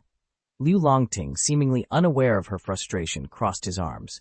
When a great immortal descends to the world, local immortals should assist them. Why would they wander into the mountains alone? Bai Jing hesitated. "I don't know," she lied, trying to divert the conversation. "Are all local immortals entrusted? Who's entrusted by your family?" Lu Longting's expression darkened. "All the snake immortals in our Lu family are canonized by Lady Silverflower." "Lady Silverflower again?" Bai Jing thought. "She is one of the three main gods among the immortals. They are in charge of all immortal families in the world," he explained. Bai Jing's eyes widened. "So powerful? She's the main god? What happened to her?" Lu Longting's gaze turned distant. "She violated a taboo and was exiled," he said solemnly. Bai Jing pondered over his words when a rustling sound from the bushes made her freeze. Before she could react, a monstrous creature with crimson eyes and sharp feathers lunged at them from the foliage. With a sharp screech, it landed gracefully before them. The massive creature folded its wings and spoke. "Are you Bai Jing?" Shocked, she took a step back. "Are you the great immortal?" she asked hesitantly. However, as the bird's feathers settled, its form revealed itself to be a giant chicken. Bai Jing's jaw dropped in disbelief. "Eh? A chicken?" she blurted out. Before she could process it, the chicken pecked her head fiercely. "It hurts! It hurts!" Bai Jing cried out, clutching her head. The bird, seemingly offended, flapped its wings and huffed. "If we hadn't had a destiny in our previous lives, I wouldn't have chosen you." Bai Jing, realizing her mistake, quickly bowed and apologized. "Great immortal, I was wrong. Please forgive me. I was just surprised by your original form. The bird scoffed, transforming into its true form, an elegant phoenix-like figure with shimmering feathers. I am a phoenix myself, and I will overlook your offense for the sake of our past lives, it said arrogantly. Now let's sign an agreement, and then offer me life supply. I have used up most of my mana after the tribulation, he added. Moreover, my name is Feng Qiqian, he added with pride. Before Bai Jing could argue further, Feng Qiqian vanished in a burst of flames. As they reached the hostel, Bai Jing sighed in relief. You can go back now, she said. Lu Longting, however, raised an eyebrow. Are you the type of person who dumps others after they've finished their job? He teased with an innocent look. Before their conversation could continue, Yao Na appeared in the corridor. Do you want to go out and play tomorrow? Bai Jing asked. Yao Na ignored her. Play with your boyfriend, she said. Bai Jing's eyes widened, sensing something was off. Why is Yao Na suddenly like this? She thought to herself. Did I provoke you somewhere? Wasn't everything fine before? Bai Jing questioned hesitantly. Yao Na's face twisted with suppressed emotions. I've been disliking you for a long time, she confessed, her voice laced with bitterness. You're always better at everything. Prettier, smarter, and everyone I like ends up liking you instead. I've had enough. Bai Jing's heart ached at the revelation, but before she could respond, Yao Na's expression grew even darker. What you have, I will take it, sooner or later, she declared, her voice dripping with envy and something far more sinister. Lu Longting narrowed his eyes. Something's not right, he murmured, sensing the ominous aura surrounding Yao Na. As Yao Na walked away, Bai Jing stood frozen in shock. My best friend. How did it come to this? She whispered. Bai Jing sat in her dorm room, her thoughts clouded with disbelief and hurt. Lu Longting, sitting leisurely across from her, observed her turmoil with a composed expression. Humans are like this, he said. They are easily dazzled by desires. Bai Jing looked at him in shock. You knew all along? Her voice wavered. Lu Longting nodded slightly. I became suspicious after the incident with Wang Xuan, he admitted. So I looked into it. Lu Longting continued, his voice steady. Yao Na's family is average, struggling to make ends meet and save for her schooling. 3 years ago, she became some big shot's mistress, but she always thought she deserved more. She felt superior to you, believing you were beneath her in every way. But when Wang Xuan, the boy she liked, fell for you instead, and you also had me so, jealousy consumed her. Lu Longting's gaze turned cold. Jealousy in a woman is enough to drive them mad, he said, his fingers tightening into a fist. She manipulated Wang Xuan, pushed him to find you, and orchestrated everything behind the scenes. But don't worry, I've taken care of it. Bai Jing swallowed hard, tears welling up in her eyes. If I had known earlier, maybe I could have stopped this from happening. Her voice cracked with regret. After a few days, whispers of fear and uncertainty spread through the school. Students gathered in hushed groups, discussing the terrifying news. Several people had jumped off the building. Rumors swirled, and panic began to take hold. Bai Jing watched the chaos unfold, her heart pounding. Her phone buzzed in her pocket, and she pulled it out with shaky hands. A message glowed ominously on the screen. As you wished, they are all dead. Her eyes widened in shock. How could this be? All those who died were with her at the reservoir. Before she could process it further, a familiar voice interrupted her thoughts. Hey, Bai Jing! Bai Jing! He called out again, hovering with an air of importance.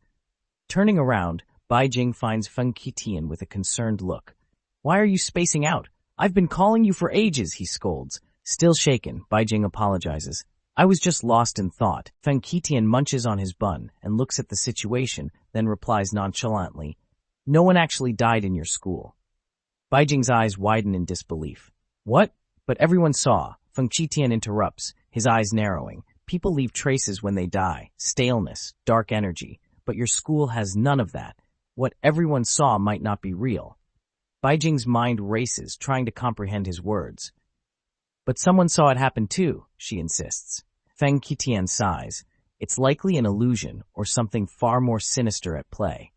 If I can't sense spirits, then this has to be something that existed long before, something cursed. Bai Jing's thoughts immediately drift to the reservoir. Could it be because of what happened back there? Her concern deepens as she realizes Yao Na seems completely unaffected by the chaos.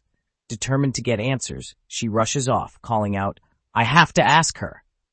Liu Longting is an evil demon, Yao Na accused, her eyes gleaming with malice. You brought him here, and now you've brought disaster upon us. You killed those boys. Baijing clenched her fists, her voice trembling with anger. You're lying, she shot back. I saw him sucking everyone's essence. Yao Na smirked, stepping closer. If you really saw him, then why didn't he also suck out your essence? Baijing asked, her tone sharp. Yao Na's expression darkened. Because, she leaned in, whispering, I'm your good friend, Baijing. If I died, would you be sad? Baijing narrowed her eyes. Stop playing games, Yao Na. I know Liu Longting better than you. He wouldn't kill without reason. With a bitter laugh, Yao Na continued, Believe what you want, but your beloved demon cast a spell on them, left his lingering aura, and forced them to jump off the building. Baijing's mind swirled with confusion and doubt. Yao Na, Feng Chiqian, she thought, staring at the pieces of information coming together in her mind. She recalled how everyone claimed the boys didn't actually die today, yet all the evidence pointed directly to Liu Longting.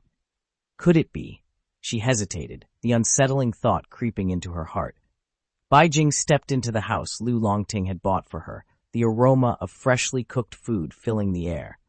She stared at the beautifully set table, eyes widening in surprise. Liu Longting, standing in the kitchen with a calm yet smug expression. You're back? Wash your hands and prepare to eat. I made your favorite soup, he said smoothly. Baijing hesitated, Yao Na's harsh words echoing in her mind. What's wrong? You look unhappy. Are you feeling uncomfortable? He asked, his golden eyes narrowing slightly in worry. Snapping out of her thoughts, Baijing quickly replied, No, I'm just a little tired from school today. But Liu Longting didn't let her escape so easily. In one swift motion, he pulled her close. Before she could react, his lips pressed against hers in a soft yet assertive kiss. Baijing's eyes widened in shock, her heart pounding wildly in her chest. Why suddenly, she thought, dazed by the unexpected tenderness. He held her by the waist and asked, Baijing, do you like me? She blinked in surprise, feeling cornered by the intensity of his gaze. Why do you suddenly ask? She questioned nervously. Could it be that he saw something? He persisted, his voice calm but firm. Do you like me?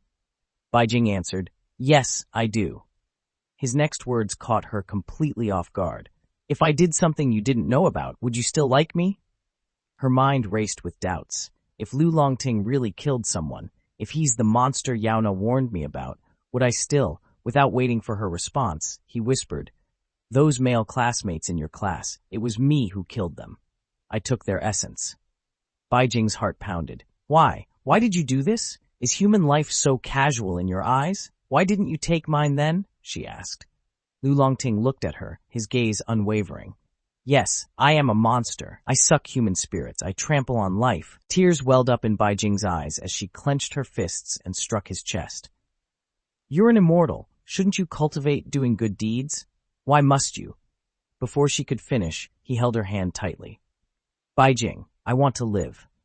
I want to be with you, and I don't want to wait for our next lives. Baijing's breath hitched at his words. What did you say? She whispered. Liu Longting's arms wrapped around her, his voice calm yet firm. You don't need to know too much. He murmured, his warm breath brushing against her ear. Just know that everything I do is for you. For me, she thought, staring at his composed face. Does that mean Liu Longting likes me too? If he didn't, why would he go to such lengths to keep me safe and hurt others to maintain our relationship? She bit her lip, the realization settling in. The warmth in her chest grew stronger, but with it came an unsettling doubt. Can I trust him? She whispered to herself, feeling a weight of uncertainty pressing against her heart. Before Baijing could even begin to sort out her feelings for Liu Longting, Yinggu assigned them a few tasks. Thankfully, she wasn't facing them alone. Feng Qitian and Liu Longting were right by her side.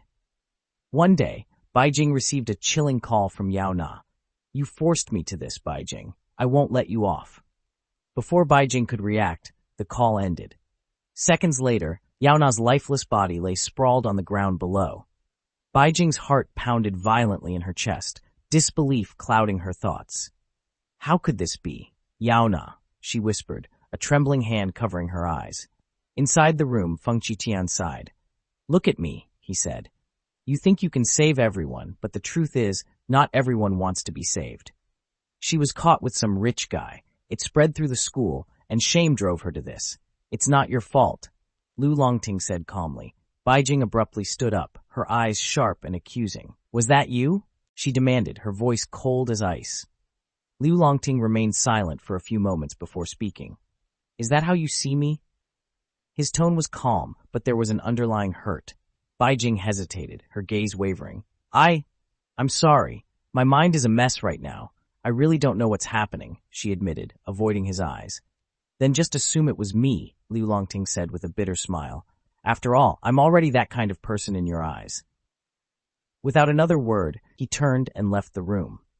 Baijing stood frozen, guilt washing over her like a heavy tide. Baijing sighed, her chin resting on her folded arms as she stared blankly out the window. Days had passed, and Lu Longting hadn't come to see her. The weight of guilt pressed heavily on her chest. "Maybe I really misunderstood him. I hurt him, but I don't know how to ask for his forgiveness," she thought, frustration evident in her expression. Her fingers drummed lightly on the desk beside her phone. "But who told him to make people uneasy?" she muttered, trying to justify her own doubts. Suddenly, her phone vibrated, jolting her from her thoughts. She sat up straight, eyes widening as she grabbed it. It must be Lu Longting. Her heart pounded in anticipation. But as she glanced at the screen, the name displayed was unexpected. "Jingjing, when will you be back? There is someone here to see you." It was her grandma's voice on the other end. As Baijing stood in the living room, her eyes narrowed at the unexpected guest. "This guy is so good-looking," her grandmother whispered, nudging her playfully. "He looks like a star. Do you have a girlfriend?" Ignoring her grandmother's antics, Baijing crossed her arms. "Are you looking for me?" she asked coolly. The young man offered a polite smile, his voice smooth. "My name is Shui Tianze. Please don't mind my sudden visit. I've come to pick up Master Qi Tian." Baijing's thoughts raced. So, this person is Qi Tian's disciple. Is he the one Yinsu mentioned before? She pulled out a piece of paper, offering it to Shui Tianze. "Okay, I'll give you the note." Before she could finish, a voice thundered behind her. "What did you just say?" Baijing froze, the air turning tense. She turned to see Qi Tian standing there, looking utterly betrayed. "You just gave me away to others? But your real disciple is here, and I only promised Yinggu to be your temporary disciple," she argued. Just then, Lu Longting entered through the window. "And not if Lu," she started, but Qi Tian interrupted. "He's here." Her eyes widened in shock, seeing him standing there after days. The disciple stood with unwavering determination, his voice resolute as he addressed Qi Tian. "Please come back with me, master," he pleaded. "You once said that destiny binds us, that our paths were meant to be intertwined. How can you abandon me now?" "I refuse," Qi Tian's voice echoed, his decision resolute. "Why?" Baijing asked, stepping forward in concern. Qi Tian sighed, his voice softer this time. "The fate between us in this life is over. My debt to my disciple is clear." The disciple knelt before him, eyes filled with desperation. "Master, please reconsider. I was wrong. Please return with me. I can't do this without you." The tension snapped as Qi Tian turned away, his face unreadable. "No," he said firmly.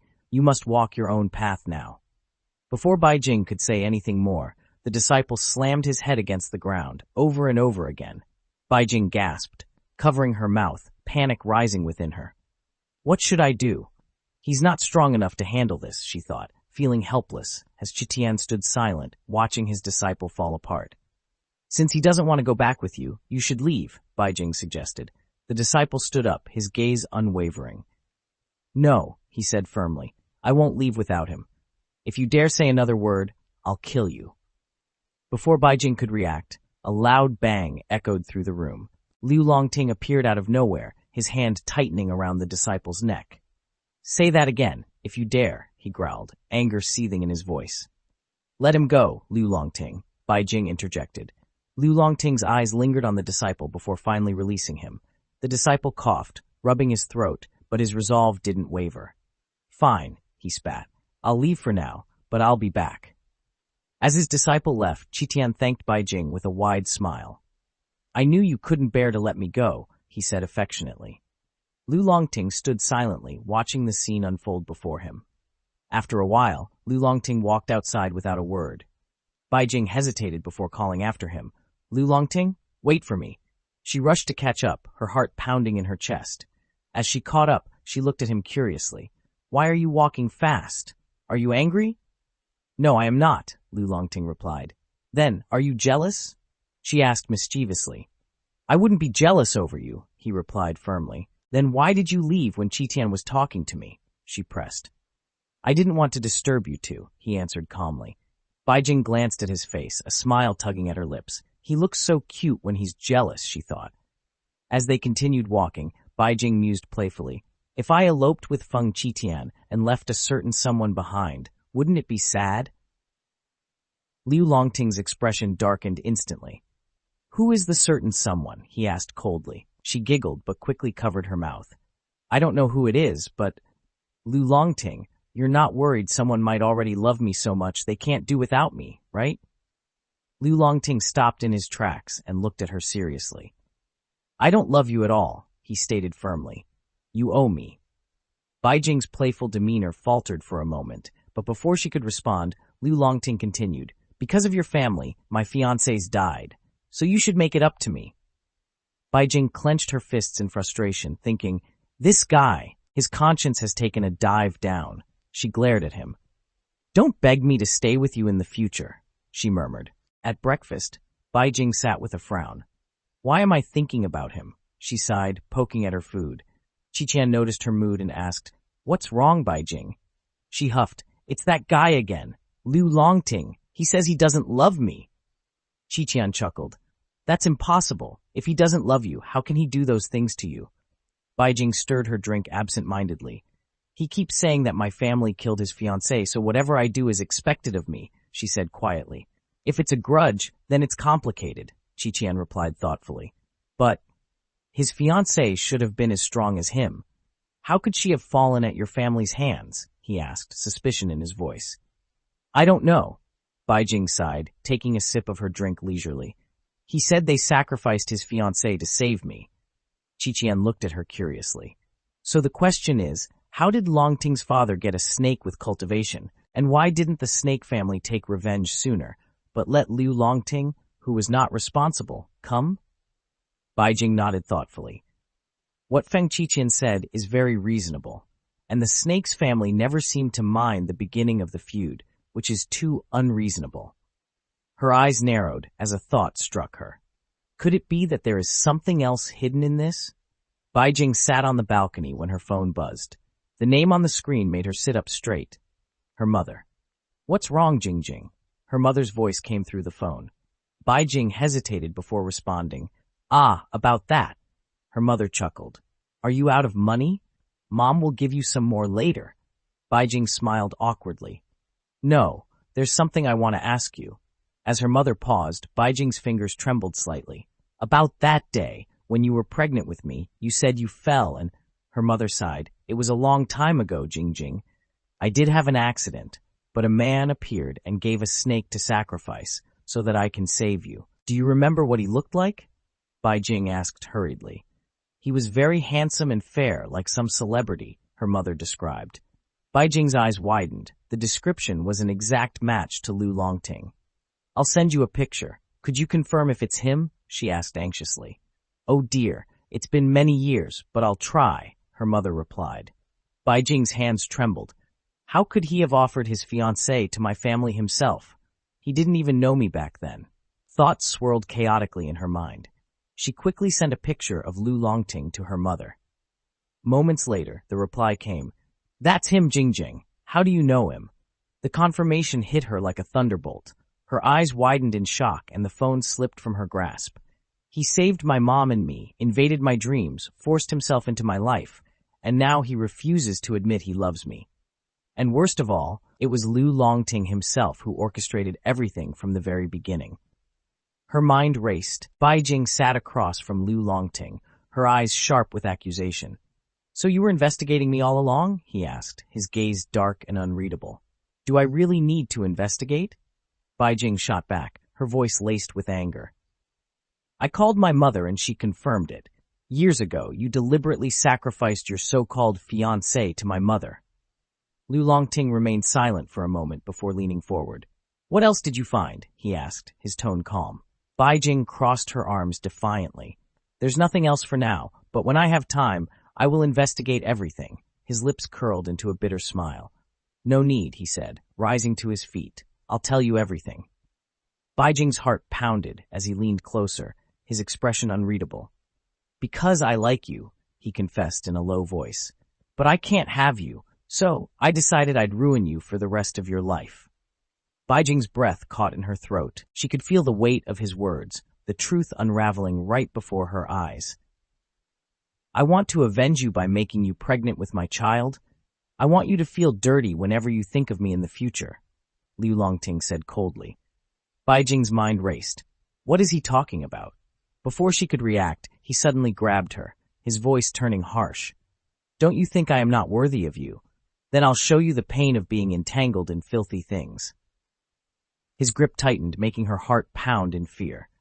Lately, Lu Longting had been saying strange things, and his temper had worsened. Has he mistaken me for someone else? If that was the case, she knew what she had to do. Bai Jing's thoughts swirled in confusion. Lu Longting tied up her hands, his gaze dark and unrelenting. When you think of me in the future and how I humiliated you, won't you want to kill me? He asked, removing his changshan. Bai Jing lay still, silent. After a moment, she looked into his eyes and answered firmly, No. Lu Longting's eyes darkened further. He held her chin, his voice laced with bitterness. You won't even hate me? Am I not even worth your hate? He asked. Bai Jing met his gaze calmly, her eyes filled with innocence. Who do you love, and who do you hate? Who in the world are you talking to, Lu Longting? She asked gently. His expression faltered for a moment. Seizing the opportunity, Bai Jing raised her hand and wrapped it around his neck. I forgive this temporary lapse of mind, but no matter what happened in the previous life, this life has nothing to do with it. I am Bai Jing, she said firmly, holding him tightly. Lu Longting listened to her, as if being pulled back to reality. Bai Jing's voice softened. I know you won't hurt me or kill me. I am your disciple, and I have fallen in love with you, the Lu Longting who got hurt for me, the one who got jealous over me, she confessed, laying bare all her emotions. She looked straight into his eyes and asked, What about you? Do you like me? Lu Longting pulled her into a tight embrace. I love you, Bai Jing, he whispered. She didn't know if he was sincere in that moment, but she wished it to be true. Bai Jing found herself tied up under Lu Longting's intense gaze, her heart pounding in her chest. Hey, Lu Longting, what are you doing? Weren't you back to normal? She stammered, struggling against him. He smirked, his eyes gleaming with a dangerous glint. I didn't know you had such a fetish, she murmured, turning her face away from him. Do you know? He whispered, hovering above her and leaning in closer. When snakes hunt, they entangle their prey tightly until they suffocate. That's how they enjoy it. His grip tightened around her, sending an unfamiliar shiver down Bai Jing's spine. Now you are my prey, he added with a smirk, his hands roaming over her body. Bai Jing's face flushed crimson. Don't tease me. Hurry up if you're going to do it, she blurted out. Lu Longting's smirk deepened. It seems that my bride can't wait, he taunted, eyes dark with amusement. Your bride? Bai Jing gasped, her heart racing. Lu Longting leaned in closer, his voice dripping with satisfaction. Then I'll be glad to enjoy this. He moved to pull at her clothes, and Bai Jing yelped, Hey, hey, hey! Be restrained, my clothes are torn. With a swift motion, Lu Longting pinned her down. Keep your strength and bid later, he said. Later, as Bai Jing sat beside Lu Longting, his arms wrapped tightly around her, she turned to him with a serious expression. You said you were obsessed with me in my past life. Then tell me, who was I back then? She asked.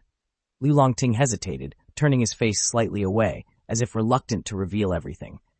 Come on, tell me, Bai Jing pressed, her curiosity growing. After a moment of silence, he finally spoke. In your previous life, you were Lady Silver Flower, he said, his voice calm but distant.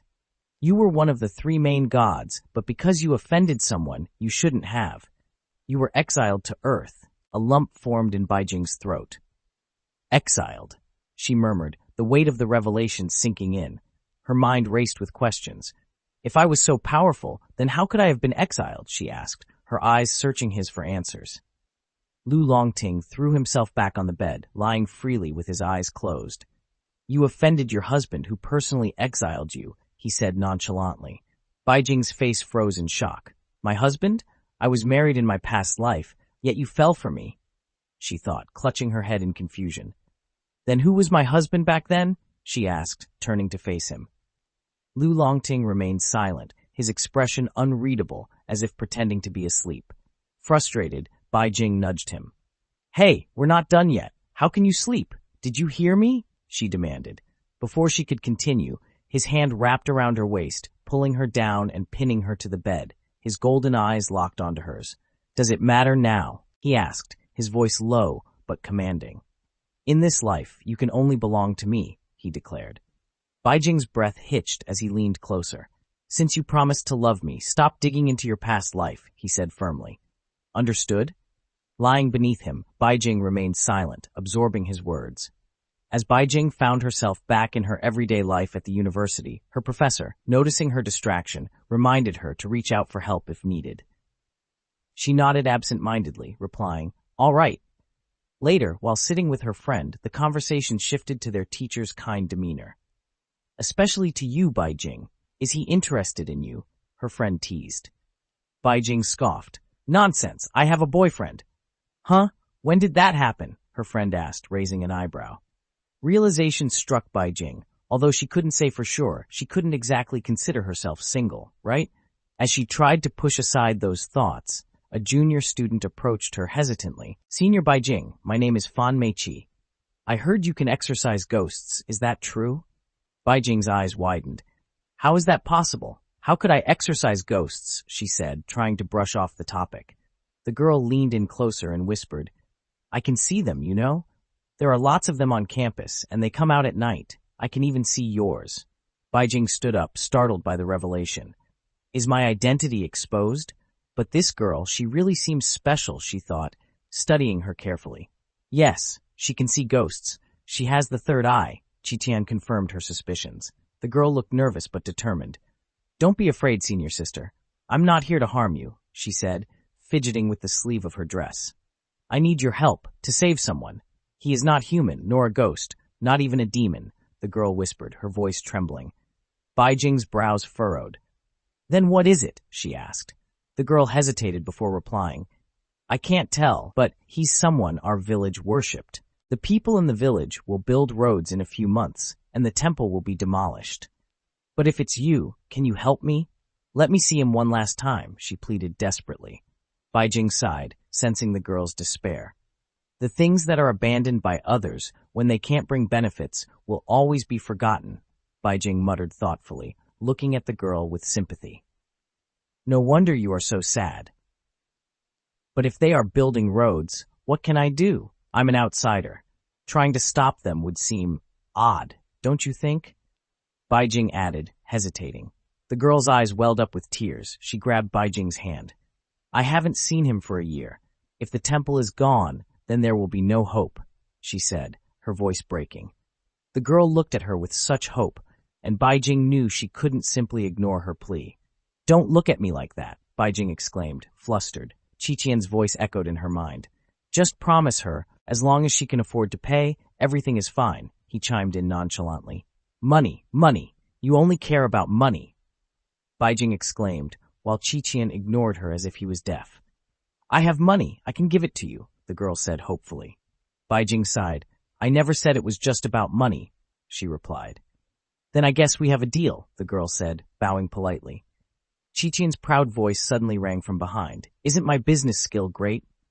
"Thank you, Baijing," the girl said, her piercing red eyes staring intently. After a long journey, they finally reached Ava village. Baijing panted, glancing at Meiqi, who was carrying a heavy load. "Slow down, Meiqi. You're carrying too much stuff. Don't you need help?" she asked, wiping the sweat from her forehead. Meiqi smiled, shaking her head. "No, I'm fine. It's not heavy, and we're almost home," she replied. Baijing couldn't help but notice Lu Longting staring at Meiqi for a long time. Feeling a bit uneasy, she nudged him.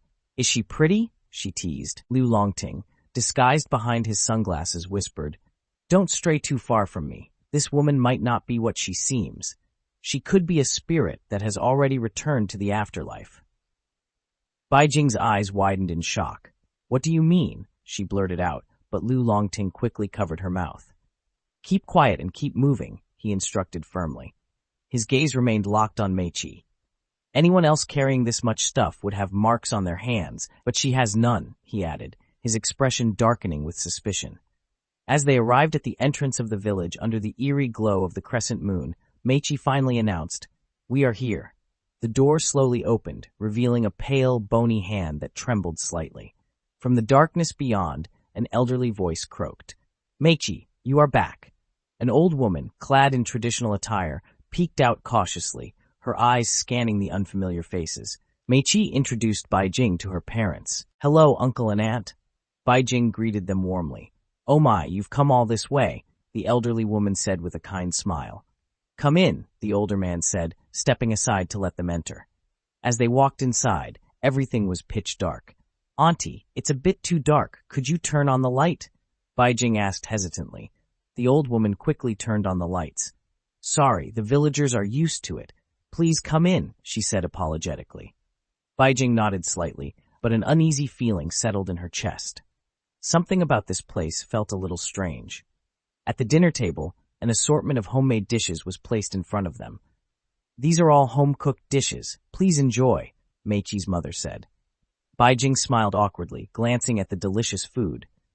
Lu Longting, seated beside her, examined the dishes suspiciously, while Bai Jing muttered to herself, "I want to eat, but I don't feel well because of long traveling." She glanced at Meiqi and her father, feeling a pang of worry. If they discovered their daughter was no longer alive, it would break their hearts. Suddenly, Qiqian's small voice whispered, "Hey Bai Jing, let me eat, I'm really hungry." Meiqi's mother approached with another dish, offering it to Bai Jing with a warm smile. "It's fine, auntie. We can help ourselves. You really don't have to," Bai Jing said awkwardly, trying to remain polite while feeling uneasy. Meanwhile, Lu Longting was carefully observing everything around him, his sharp gaze scanning the room. He pointed towards the window and asked, "Is there a fire outside?" Startled, Meiqi and her parents hurried to the window to check, peering outside in concern. Taking advantage of the distraction, Qiqian swiftly devoured the dishes in front of him, his hunger getting the best of him. When Meiqi's parents returned to the table and saw the empty plates, her mother asked in surprise, "Have you already eaten?" Before Bai Jing could answer, Meiqi's father reassured her, "It must be someone cooking outside in the village. There's nothing to worry about."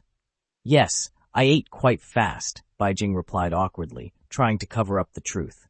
Meanwhile, Meiqi's piercing crimson eyes study her intently. As they finished dinner, Meiqi stood up and said with a gentle smile, "Everyone must be tired today.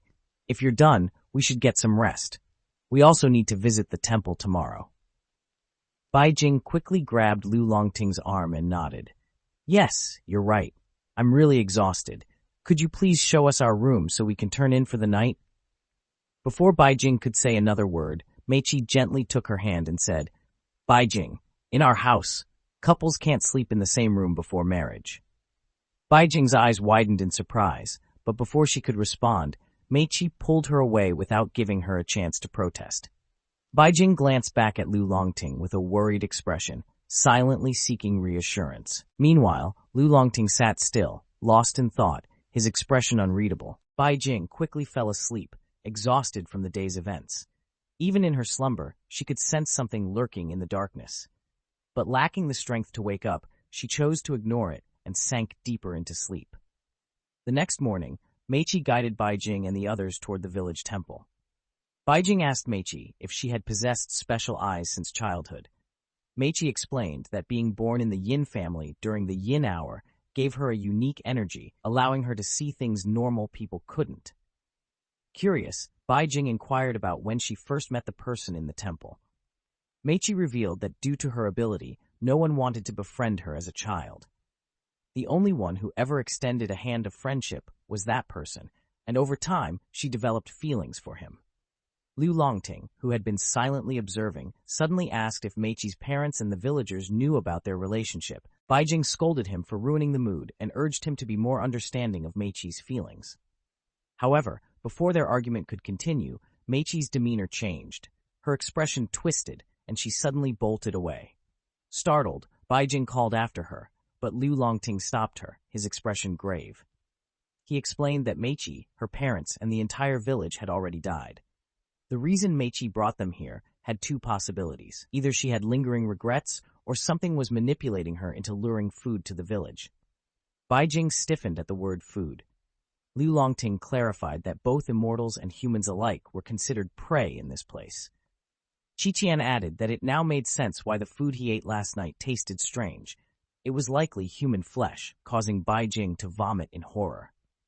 As they arrived at the temple, they realized there were no construction workers present. Upon opening the doors, they saw a single marble statue of a godlike man radiating a faint glow. Qiqian, confused, grabbed the statue, inspecting it closely. Lu Longting identified the figure as Yin Guan, a deity who practiced both righteous and demonic paths, making him both good and evil. The villagers, being deeply religious, must have destroyed the god they once worshipped. The reason for this could be either that they stopped benefiting from him or that Yin Guan himself had crossed a line. Lu Longting believed the latter was true. Something had happened that led to the village's demise, and only Yin Guan had the power to do it. Baijing pieced everything together and asked if it was because of his relationship with Meiqi. Lu Longting confirmed her suspicion. The villagers no longer saw him as a god after discovering his forbidden desire. They punished Meiqi for it, leading to her tragic death, and in response, Yin Guan annihilated the village. Baijing concluded that everything Yin Guan did was for love, but one question remained. How did Meiqi's parents come back to life? Before she could think further, the statue suddenly spoke. It revealed that everything was an illusion, a painting created by Yin Guan himself, and that they too were currently trapped within it. Shocked, Baijing threw the statue away. Qiqian questioned why they had been lured here, but Yin Guan explained that it was not his doing. Meiqi had brought them here. Having revived, she no longer recognized him and wanted to free the souls he had trapped. After years of cultivation, he created this painting world to preserve the past, but now, even Meiqi no longer remembered him. He was tired of this suffering and wished to disappear. If they helped shatter this world, he could finally be free. Baijing quickly asked what would happen if they failed. Yin Guan coldly replied that they would remain trapped here with him until they died. Despite multiple attempts to break free, nothing worked, and exhaustion settled over them. Baijing grew anxious, worrying that Lu Longting was suffering because of her. Lu Longting reassured her, suggesting that Meiqi had once mentioned her only wish was to see Yin Guan one last time. Perhaps revealing this to him would solve the problem. Finding the idea reasonable, Baijing hurried to the statue, desperately explaining that Meiqi didn't seek revenge, she only wanted to see him again. But the statue remained motionless, unresponsive. Fear swelled within Baijing. She didn't want Lu Longting to suffer because of her. In desperation, she offered herself in exchange for Lu Longting's freedom. Finally, the statue's eyes opened, and Yin Guan spoke. He stated they were free to go, as he had only trapped them to reunite with Meiqi. Before letting them leave, he warned Baijing that becoming involved with an immortal would only lead to sorrow. Before the conversation could continue, Meiqi appeared. Her expression darkened with intent to kill Yin Guan. She struck at him, her voice filled with resentment. She demanded to know why he had killed her parents, why he had let her suffer, and why, after everything she endured for him, he would not allow her to reincarnate. Meanwhile, Lu Longting began chanting a mantra to protect Baijing. Yin Guan, realizing the depth of her pain, passed his figure to Meiqi, giving her the chance to take her revenge. With all her strength, Meiqi shattered the statue, unable to stop herself until Baijing hugged her from behind, pleading for her to stop. Yin Guan was already gone. Coming to her senses, Meiqi thanked Baijing for helping her find peace. As her form began to disappear, she turned to Baijing with a final warning. "Don't end up like me." And with that, she vanished, her lingering regrets finally laid to rest. Lu Longting lit the fort, ensuring that the souls could finally rest in peace. As Baijing watched him carefully pick up the broken statue, she frowned. "Why are you keeping broken things?" she asked. Lu Longting glanced at the shattered figure in his hand and replied calmly, "You never know when something might become useful." Later, as Baijing was washing dishes at home, her thoughts drifted to Yin Guan's words. Would she and Lu Longting one day fall out of love and end up destroying each other? The thought unsettled her. As she got ready to leave for school, Lu Longting, sensing her unease, stood up and asked, "Is something bothering you? You look uncomfortable." Baijing quickly denied it, brushing past him in a hurry to leave. Before she could step out, Lu Longting caught her, wrapping his arms around her from behind. "Let's get married," he murmured, his voice gentle yet firm. Baijing froze, caught off guard. Seeing her stunned expression, he explained, "If we marry, we can justify our relationship and live together without worry." Then, unable to resist teasing her, he softly bit her neck. Baijing's mind raced. If one day Lu Longting no longer loved her, would she end up like Meiqi? "Isn't it too early for marriage?" she asked hesitantly. Lu Longting's expression darkened. "Are you ashamed to admit that your husband is not human, but a snake spirit?" His golden eyes narrowed. "Or, do you have feelings for that teacher at your school?" Hearing him mention her teacher, Baijing snapped. "Why are you bringing him into this?" Lu Longting scoffed. "Then tell me why he takes special care of you. Do you want a clear relationship with me or not?"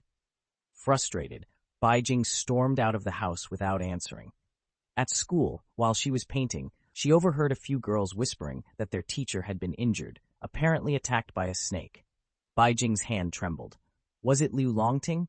It was entirely possible, but at the same time, she doubted that he would actually kill someone. As she was lost in thought, her phone rang. It was Yinggu, the fortune teller. Baijing answered politely, but Yinggu immediately complained. "Have you forgotten about me?" Then, in a serious tone, she asked, "Did Lu Longting kill someone last night?" Baijing was startled. How did Yinggu already know about the teacher's incident? Staying composed, she replied, "That's impossible. Lu Longting was with me." Yinggu chuckled darkly. "Don't forget, no matter how human he seems, Lu Longting is still an animal at his core. I once knew an immortal who killed my husband out of jealousy and greed. Baijing, you must never trust Lu Longting completely." After the call ended, Baijing's mind was flooded with doubts. Everything felt too coincidental, as if someone was deliberately trying to frame Lu Longting. When she returned home, Lu Longting was already there, bringing food. He smirked. "How did you become so smart all of a sudden? You didn't blame me and actually trusted me." Baijing sighed. "Because everything feels too scripted. I know it wasn't you." Lu Longting's expression darkened. "What did Yinggu say to you?" Baijing explained everything, including Yinggu's warning to stay cautious around him. His eyes burned with anger. Qiqian, who had been lazily snacking nearby, casually chimed in, "I know who Yinggu's immortal is. It's Old Hu. He's been following her family for years and even refused to ascend because of them. He would never kill her husband." Baijing's interest piqued. "Were they in love?" she asked excitedly. Qiqian scoffed. "Not every immortal is like your Lu Longting. If they weren't connected in their past lives, it's hard for an immortal to develop those feelings." It seemed that Yinggu had once liked Old Hu, but never acted on it. After her husband died, she became bitter, and seeing Baijing easily obtain what she longed for must have triggered her jealousy. As Baijing absent-mindedly munched on snacks, Lu Longting wiped the chocolate off her lips and, without hesitation, licked the remaining chocolate off his fingers. Qiqian paused mid-bite, staring at him in disgust. Lu Longting continued, "The ghost in your room was also sent by Yinggu to check if we were together, and now she sent a local snake to attack your teacher to cause misunderstandings between us." Baijing's concern for her teacher grew, but Lu Longting reassured her, "I've already taken care of it." As he discussed the situation with Qiqian, Baijing felt guilty for having doubted him earlier. That night, lying in bed, her thoughts wandered. What kind of connection did she have with Lu Longting in her past life? Before she could dwell on it further, Lu Longting entered the room after a bath, his voice smooth as he called her name. Leaning over her, he whispered, "I helped you today? Shouldn't I get a reward?" Baijing blinked. What kind of reward? Instead of answering, Lu Longting leaned closer, capturing her lips in a deep, passionate kiss. The next day, Lu Longting brought Baijing to the festival, where extraordinary people and their immortals gathered. He explained that on the day the Dragon King ascended to the heavens, all immortals came here to pay their respects and seek his blessing. As the festival began, Lu Longting led Baijing ahead. Soon, a giant dragon raised its head, and Baijing, excited, ran forward to capture the moment. Lu Longting stood behind, letting her enjoy herself. However, as she got closer, the Dragon King's eyes darkened, and he suddenly strode towards her. Lu Longting immediately noticed and called out for Baijing to step aside. "It's coming for me," he said. I have to face it. Before Lu Longting could strike first, the Dragon King attacked, sending him crashing to the ground as blood spilled from his wounds. The Dragon King coiled around him tightly. Bai Jing rushed forward in a panic, but the Dragon King roared, stopping everyone in their tracks. I will bring justice, he declared. Qitian quickly stepped in, shielding Bai Jing and confronting the Dragon King. Taking on his human form, he challenged the deity. The Dragon King declared that Lu Longting had taken lives within his jurisdiction and must answer for his crimes. Qitian, unfazed, gestured toward Bai Jing. Before you pass judgment, look at her face clearly, he said. Bai Jing stepped forward, trying to de-escalate the situation before it worsened. As the Dragon King finally took a closer look at her, he hesitated. Qitian pressed on. Think carefully before making your decision. It's better to let this go, he warned. After a tense moment, the Dragon King finally retreated but issued a warning. If another immortal kills Lu Longting, do not blame me, he said before ascending back into the heavens. As soon as he left, Bai Jing ran to Lu Longting, trying to help him up. Are you okay? She asked, her voice filled with concern. Weakly, he responded, but before he could say more, his human form faded, revealing his original snake form. Bai Jing panicked and called out for Qitian's help. He quickly suggested that they take Lu Longting back home first. Once they arrived, the old man began the healing process. Meanwhile, Bai Jing turned to Qitian. Thank you, she said. You knew I was Lady Silver Flower. That's why you were able to stop the Dragon King so quickly. Qitian swiftly denied her claim. I only used that to save Lu Longting, he said. Then he narrowed his eyes. Who told you that you were Lady Silver Flower? Bai Jing pointed toward the room where Lu Longting was receiving treatment. Seeing that he was now somewhat conscious, she rushed to his side. Are you feeling better? She asked anxiously. If you want something to eat, I'll bring it for you. Qitian scoffed. No human food will help an immortal recover, he stated. Worried, Bai Jing hurriedly asked, then what will help him regain his strength? Qitian suggested that Lu Longting return to the mountains to recover quickly. Without hesitation, Bai Jing turned to Lu Longting. I'll pack my things right away, and we can leave soon, she said eagerly. Seeing her enthusiasm, Lu Longting grabbed her hand, stopping her. You don't need to go with me, he said. I can go alone. You need to stay and attend school. Bai Jing insisted, even agreeing to leave school, but Lu Longting didn't allow it. In the end, Lu Longting left for the mountains alone, and their long-distance relationship began. Bai Jing attended her classes as usual, but worry consumed her. What if that princess proposed to Lu Longting behind her back again? The thought made her miss him even more. One day, her classmate Wang Hong approached her. I heard you're taking on work, he said. I have a job offer for you, and you'll be paid for it. However, Bai Jing wasn't in the mood, so she told him to contact her later. Time passed, and it had already been a month since she last saw Lu Longting, but soon a smile appeared on her face. Vacation was near. Qitian, however, was annoyed by her attitude. You're acting lovesick, he scoffed. This is love, Bai Jing replied. You wouldn't understand. Qitian sneered. You think I don't? Bai Jing tilted her head. Then explain it to me. Losing control, Qitian suddenly grabbed her shoulders. I'm also a man, he blurted out. And you always occupy my thoughts and my heart. The moment the words left his mouth, regret flashed across his face. Releasing her, he turned away. Forget everything I said, he muttered. Pretend you never heard it. He left the room without looking back. Bai Jing sat there, stunned. Qitian liked her? The thought felt awkward and impossible. She had never imagined it, and in the end, she belonged to Lu Longting. Thinking of him again made her miss him terribly. With a clear resolve, she stood up. She had to go see him. The next day, they took a flight to the mountains where Lu Longting was staying. Yet, Qitian's words still echoed in her mind.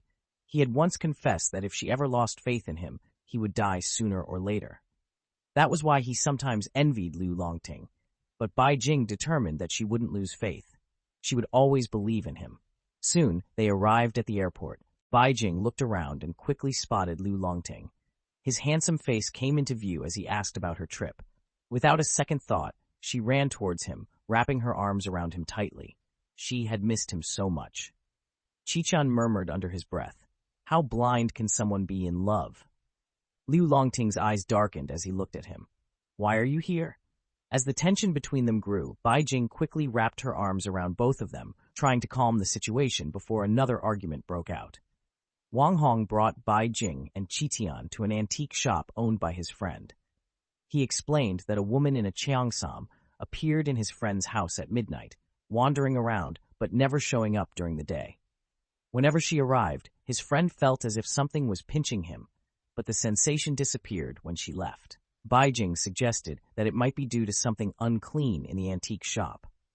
Qitian checked all the items, but couldn't find the source. Bai Jing turned to Qitian, asking for his thoughts, but Wang Hong, seeing her talk to someone invisible, grew fearful. Bai Jing reassured him, explaining that Qitian was a deity and there was nothing to fear. Qitian suggested they wait until nightfall, since he wasn't sure about the situation either. As night fell, Bai Jing and Qitian stayed inside the house, waiting. While they were bickering over something trivial, Qitian suddenly covered her mouth, sensing movement. As expected, the woman in a cheongsam appeared, holding a broom. Her energy was strong. Qitian warned Bai Jing not to move and entered her body to protect her. Bai Jing shut her eyes, pretending to be asleep. The woman hovered over her, staring, but suddenly she noticed something inside Bai Jing's stomach. Her eyes flickered with shock before she suddenly struck Bai Jing with all her strength. With Qitian's help, Bai Jing quickly countered, knocking the spirit to the ground. The woman mumbled again about something big inside Bai Jing before she was struck again, this time weakening. The straw from her broom began to fall from her cheek as she knelt down, pleading for forgiveness from the big lord. Startled, Bai Jing asked Qitian who she was referring to, but before he could answer, 2 snakes slithered in. They were the same ones Liu Longting had captured earlier at Ma Jiangguo's house. The snakes encircled the woman, making her scream in terror. In an instant, every inch of her body turned into broom straw, and she disappeared. Bai Jing sat there in shock. "That's it? It's over so fast?" she muttered. Qitian, unfazed, reminded her to collect their payment. But Bai Jing was still lost in thought. Why had such a beautiful spirit appeared here? Wang Hong, who had been waiting outside, rushed in. "Will she never appear again?" he asked. Qitian, still inside Bai Jing's body, explained that the broom spirit dated back to the Song dynasty. It haunted houses at night, and even experts struggled to find its source. Legend had it that a monk once saw a woman buying flowers and repeatedly entering and leaving a house. When he followed her, he found an unused broom placed near the flowers. The belief in the broom had given it spiritual energy, allowing it to manifest as a spirit. It then tormented the house's family. To end its curse, the monk burned the broom, but the spirit continued to wander. It was said that if a broom remained untouched by sunlight for 3 years, it would turn evil and bring destruction to its owner's family. Wang Hong was stunned. He had heard such stories as a child, but never believed them. Meanwhile, Qitian finally detached from Bai Jing's body. Bai Jing's thoughts lingered on Qitian's earlier words. Human belief was a powerful force. It could create gods, but it could also destroy them. If people stopped believing in Qitian, would he disappear too? But apart from that, another worry settled in her heart. The broom spirit had mentioned something about a big god inside her. What did that mean? Even though Liu Longting and Qitian had assured her everything was fine, Bai Jing secretly went to the hospital for a checkup. The doctor listened to the heartbeat and assured her the child was healthy. But Bai Jing was certain that once the doctor saw the scan, she would be shocked. As the doctor casually asked about the father, a masked figure suddenly appeared and knocked her unconscious. Bai Jing's eyes widened in alarm as she was restrained. "Who are you?" she demanded. The man removed his mask, his voice cold. "Did you really come for a checkup without telling Liu Longting?" Bai Jing was stunned.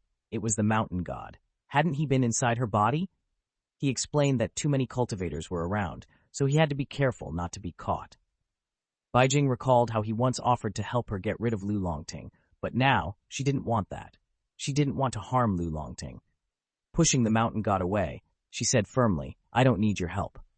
His expression darkened. Grabbing her throat, he growled, "How dare you reject me?" Bai Jing gasped for air, but she forced herself to stay calm. "I saved you once," she reminded him. "If anything happens to my child, Liu Longting will kill you." The mountain god smirked. "Do you think I wouldn't dare?" He placed a large hand on her stomach, making Bai Jing tense.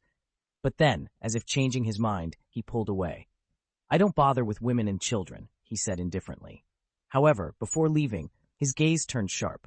"Liu Longting killed me once. I will take my revenge." With that, he disappeared.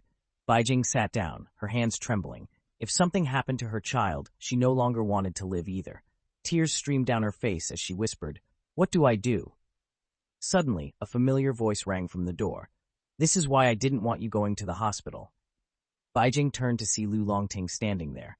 "I called, but you didn't answer," he continued. "So I followed your scent here." He walked toward her, his gaze softening as he placed a hand over her stomach. "This child isn't normal," he murmured. "I was worried." Baijing sniffled. "Do you care about me or just the child? You said before you only wanted a child." Lu Longting gently wiped her tears. "How could I not care about you?" he said. "I love you so much that I couldn't bear to tell you the truth." He leaned in. "Promise me you won't cry again." Baijing murmured a response, but before she could say anything else, Lu Longting sealed her lips with a deep, affectionate kiss. Meanwhile, the doctor, who had just regained consciousness, blinked in confusion. She had fainted, but now she saw a couple lost in their own world. "What just happened?" she mumbled. Somewhere, a boy drowned in the river. Suddenly, hands emerged from the water, circling around him and pulling him toward the riverbank. As he regained consciousness, he looked around and saw a red strap lying beside him. Clutching it tightly, he brought his hands together in a solemn vow. One day, he would return and marry the one who had saved him. Later, the boy's mother contacted Baijing and Lu Longting, pleading with them to save him. The boy had returned, insisting on marrying the girl from the river. Since Baijing and Lu Longting had solved many cases involving spirits, more people had started seeking their help. The woman led them to where her son was tied with ropes, his strange behavior worrying them. The boy sat still, his expression blank, like an empty shell. Lu Longting observed him carefully and declared, "His soul has been taken. We have to find it for him to recover." He brought out a rope, explaining that they would tie it to the boy and let him lead them to his lost soul. As soon as they untied the rope binding him to the pole, the boy immediately ran.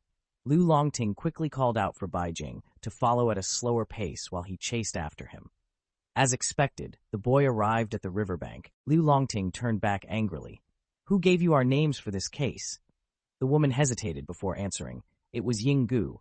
I went to her first, but she said she couldn't handle this case and suggested you instead." Lu Longting's expression darkened. "Do you think she sent you here because she thought we could solve this?" "No one can. It's a river god's marriage, accepted by both parties.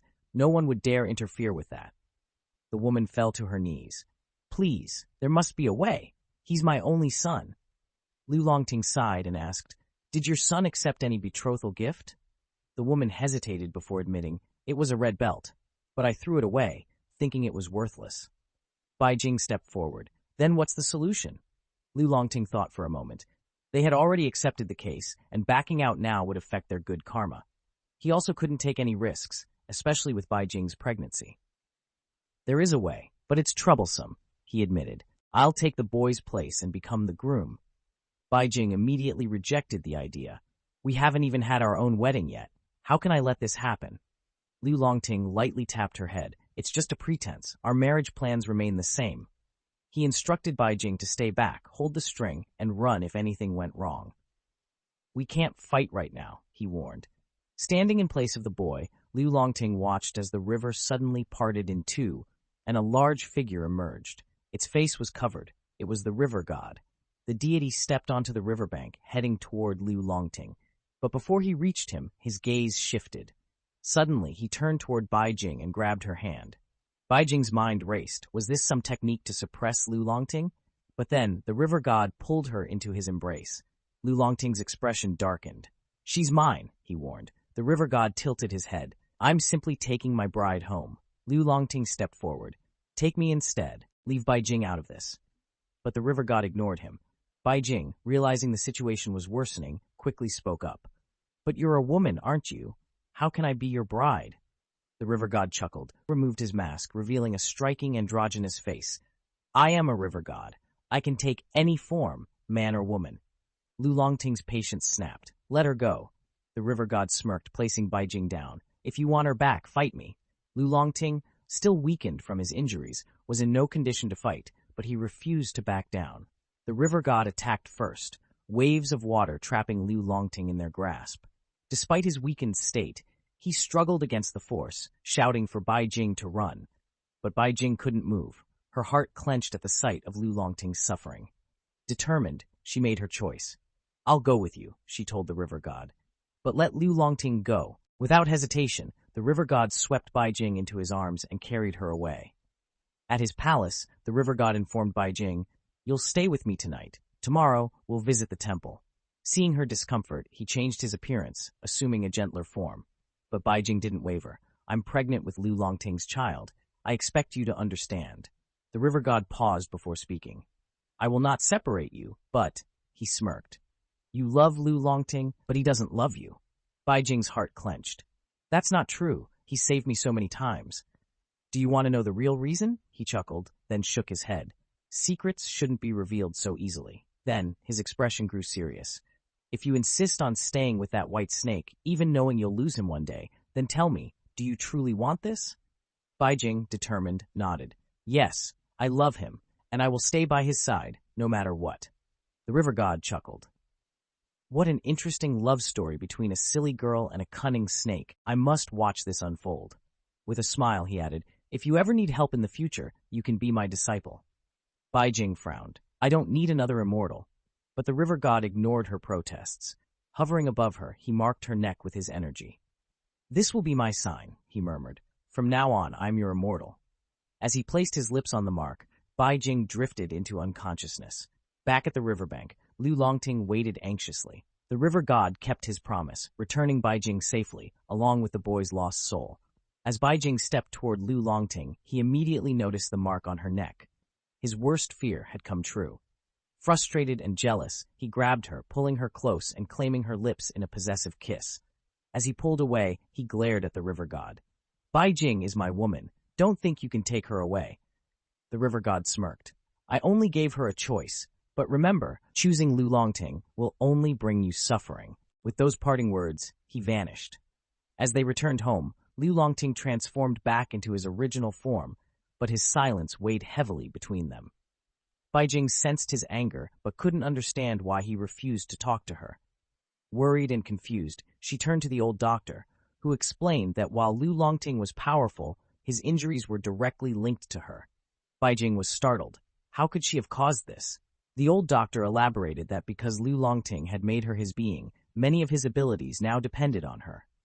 However, since she hadn't yet mastered the 7 tricks, he was left vulnerable when he was struck by the Qiqiao. Baijing, still confused, asked what that meant, and the doctor explained that Qiqiao were vital acupuncture points located on the hands, feet, and neck. If these points were attacked, they could break bones and cause immense damage. The realization hit Baijing hard. If she remained weak, Lu Longting would continue sacrificing himself to protect her. The old doctor advised her to pursue Lu Longting and try to mend the tension between them. He then noticed something on her neck and pointed it out. Baijing, startled, pulled out a mirror and saw the mark left by the river god. Her eyes widened in shock, so this was why Lu Longting was angry. Determined to confront him, Baijing entered his room as he practiced his manhwa. However, Lu Longting still refused to acknowledge her, standing up to change the bandages on his wounds without uttering a single word. Baijing tried everything, teasing him, coaxing him, but nothing worked. His anger only grew when she tried to explain why she had chosen to go with the river god. She insisted that she had been afraid he would be hurt again, but her words did nothing to soothe him. Lu Longting's patience snapped. His voice was cold as he declared that, under no circumstances, would he allow his woman to leave him for another man. Baijing, frustrated, retorted that he was always rude to her at times like this, and maybe she should have just stayed with the river god. But before she could finish, Lu Longting seized her, his golden eyes dark with possessiveness. "No one can take what belongs to me," he declared. Irritated by the mark on her neck, he bit down hard in the same spot, as if trying to erase the river god's presence. Baijing gasped at his sudden intensity as he laid her down on the bed, hovering over her, his expression unreadable. She tried to reason with him, but he silenced her with a deep, fervent kiss. It was clear, he didn't want to hear another man's name on her lips. As he pulled away, his grip tightened around her waist. "You are mine, even if I die," he whispered. Later, as they lay in bed, Baijing's mind drifted back to what the old doctor had said about the 7 tricks. If she learned them, maybe she could stand by Lu Longting's side without being a burden. The next morning, Baijing busied herself in the kitchen, preparing nourishing meals for Lu Longting. Just as she finished, the doorbell rang. She rushed to open it, only to be greeted by an unexpected visitor. As Baijing Qitian and her grandmother sat together, her grandmother wasted no time getting to the point. She had arranged a blind date for Baijing. Shocked, Baijing immediately declined, making excuses. But deep down, she knew the real reason. Her grandmother had never approved of Liu Longting. Her grandmother pressed on, insisting that she wanted Baijing to have a well-mannered husband. But just as she was describing the perfect man, the complete opposite walked through the door. Liu Longting. Baijing inwardly cringed. It was the worst timing. Before she could react, Liu Longting grabbed her hand and spoke firmly. "Don't be surprised. I'll handle it." Baijing blinked in confusion. "Handle what?" His expression turned serious. "Your mother is being hunted." Baijing's heart dropped. "By who?" Liu Longting revealed that it was Yao Na, her former roommate, who had died a month ago. Baijing froze. Why would Yao Na target her mother? It all made sense. Baijing and her grandmother were surrounded by immortals, but her mother was the weakest link. She was an easy target. Still lost in thought, she didn't notice when Liu Longting approached her again. He explained that Qiqian had already put her grandmother to sleep, but there was something unusual about this case. Yao Na had only been dead for a month. Typically, spirits didn't gain enough power to haunt so quickly. That meant someone else was pulling the strings. Worried, Baijing anxiously asked about her mother's condition. At that moment, Liu Longting received a message from his informant. He opened it, revealing a picture of Baijing's mother. She looked terrible. The next day, Liu Longting and Baijing arrived at her mother's place, only to find her in a dire state. She had been kidnapped, and the trauma had taken a toll on her mind. Her vacant eyes held no recognition, not even for her own daughter. Baijing stood frozen, horror washing over her as she took in her mother's condition. How could Yao Na go this far? Just because Baijing had a slightly better life than her, she had resorted to harming her family? Anger flared in Baijing's chest, burning hotter with each passing second. Liu Longting assessed the situation calmly. He explained that Yao Na had taken Baijing's mother's soul, which was why she had fallen into such a state. As long as they retrieved it, she would recover.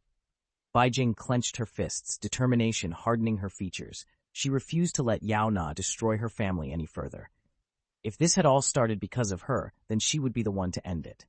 Liu Longting, unwavering as ever, stood beside her. No matter what path she chose, he would follow. Following a lead, they arrived at a location where Yao Na was believed to be hiding. Liu Longting cast a spell over Baijing, allowing her to see the hidden entities lurking in the area.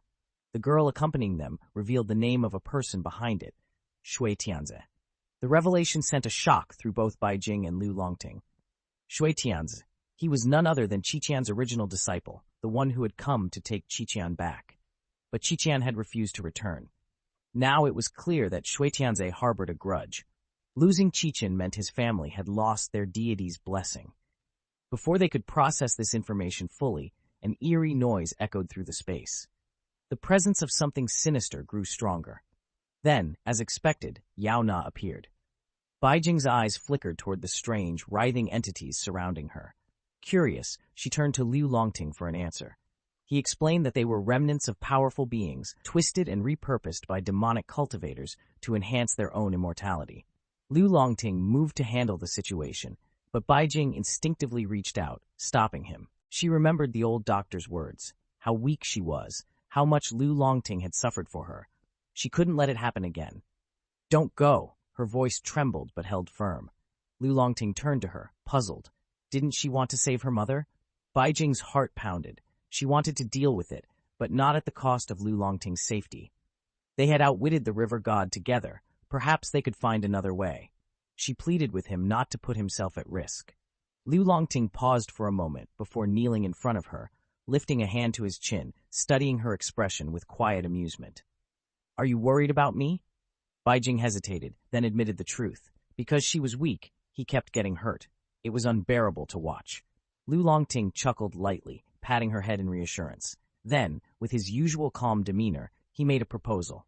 "If I return safely this time, will you give me a reward?" Baijing blinked, caught off guard. What reward did he mean? A gentle smile played on Liu Longting's lips as he spoke his next words. "Let's get married, Baijing." Liu Longting left with a final request for Baijing to wait for him. As expected, with his strength, he swiftly captured Yao Na and released Baijing's mother's soul. The other spirits, terrified by his presence, quickly retreated. Finally, everything had come to an end. Yet, Baijing couldn't shake an uneasy feeling. Perhaps it was because Yao Na had once been her friend, making it difficult to completely detach from the situation. Later, as she soaked in the bath, lost in thought, Liu Longting arrived to check on her. Baijing, startled, questioned his presence, but he simply teased her, remarking that if she stayed in the bath any longer, she might just turn into a mermaid. Curious, Baijing brought up a thought that had been lingering in her mind. Why had those little spirits been so afraid of him? For a brief moment, Liu Longting's hand paused at her words. However, he quickly composed himself and leaned in, whispering playfully into her ear. Baijing, flustered, asked him to leave, but he held onto her hand, reminding her about the reward he was promised. She sighed and finally agreed to discuss marriage with her grandmother. Satisfied, Liu Longting pressed a soft kiss onto her forehead before leaving Baijing red-faced, realizing just how desperate he was to marry her. When Baijing brought up marriage with her grandmother, her temper flared instantly. She firmly rejected the idea, even questioning whether Liu Longting was forcing Baijing into it. However, before Baijing could respond, Liu Longting stepped forward, his hand possessively wrapping around her, declaring that he loved Baijing and was determined to marry her. Seeing that persuasion wouldn't work, Baijing's grandmother made a drastic move. She pulled out a knife, pressing it against her own neck, threatening Baijing. Panicked, Baijing begged her to put it down, but Liu Longting remained resolute, stating that her approval was secondary. He would marry Baijing, as it was what she wanted. Realizing that her threats had failed, Baijing's grandmother issued an ultimatum. She had to choose between her family and Liu Longting. Baijing's heart wavered. She deeply loved her grandmother, but she also loved Liu Longting, who had saved her countless times, even risking his life for her. She knew her answer, yet she couldn't bring herself to say it. Seeing her distress, Liu Longting stepped forward, lifting her into his arms, and made the decision for her. Without hesitation, he carried Baijing away from the house, leaving her grandmother behind. Outside, he finally put her down and confronted her. Was she actually considering giving up on them? Baijing hesitated, unsure if her grandmother would ever accept their marriage. Liu Longting lifted her chin, assuring her that she would come around soon. After all, she was meant to be his bride. His frustration, jealousy, and love overflowed as he pulled her into a deep kiss. But Baijing couldn't shake her unease, unsure if her grandmother would truly give them her blessing. 2 days later, to Baijing's surprise, her grandmother invited them to dinner, and with a smile, announced that she had given her blessing for their marriage. Baijing was taken aback. Liu Longting had confidently told her that her grandmother would accept soon, but she never expected it to happen this quickly.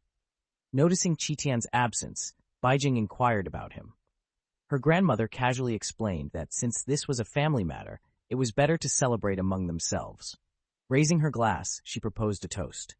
Baijing, relieved and happy, joined in, clinking her glass with Liu Longting's. However, as soon as she finished her drink, her head became heavy, her vision blurring. She turned to Liu Longting, barely able to register that he, too, was swaying unsteadily before collapsing. As Baijing's consciousness faded, she weakly saw her grandmother looming over Liu Longting with a knife, hatred burning in her eyes. Liu Longting, barely able to move, whispered his last thought. If he couldn't be Baijing's husband in this life, then he would in the next. When Baijing finally woke up, she found herself in an unfamiliar room, lavishly decorated for a wedding. She sat up in shock, realizing she was dressed in a traditional bridal gown. Her mind reeled. Was everything that happened before just a dream? Was this her wedding to Liu Longting? As she struggled to grasp reality, the door creaked open. A man entered, declaring himself as her husband. Her blood ran cold. Baijing trembled, horror setting in as she demanded to be left alone,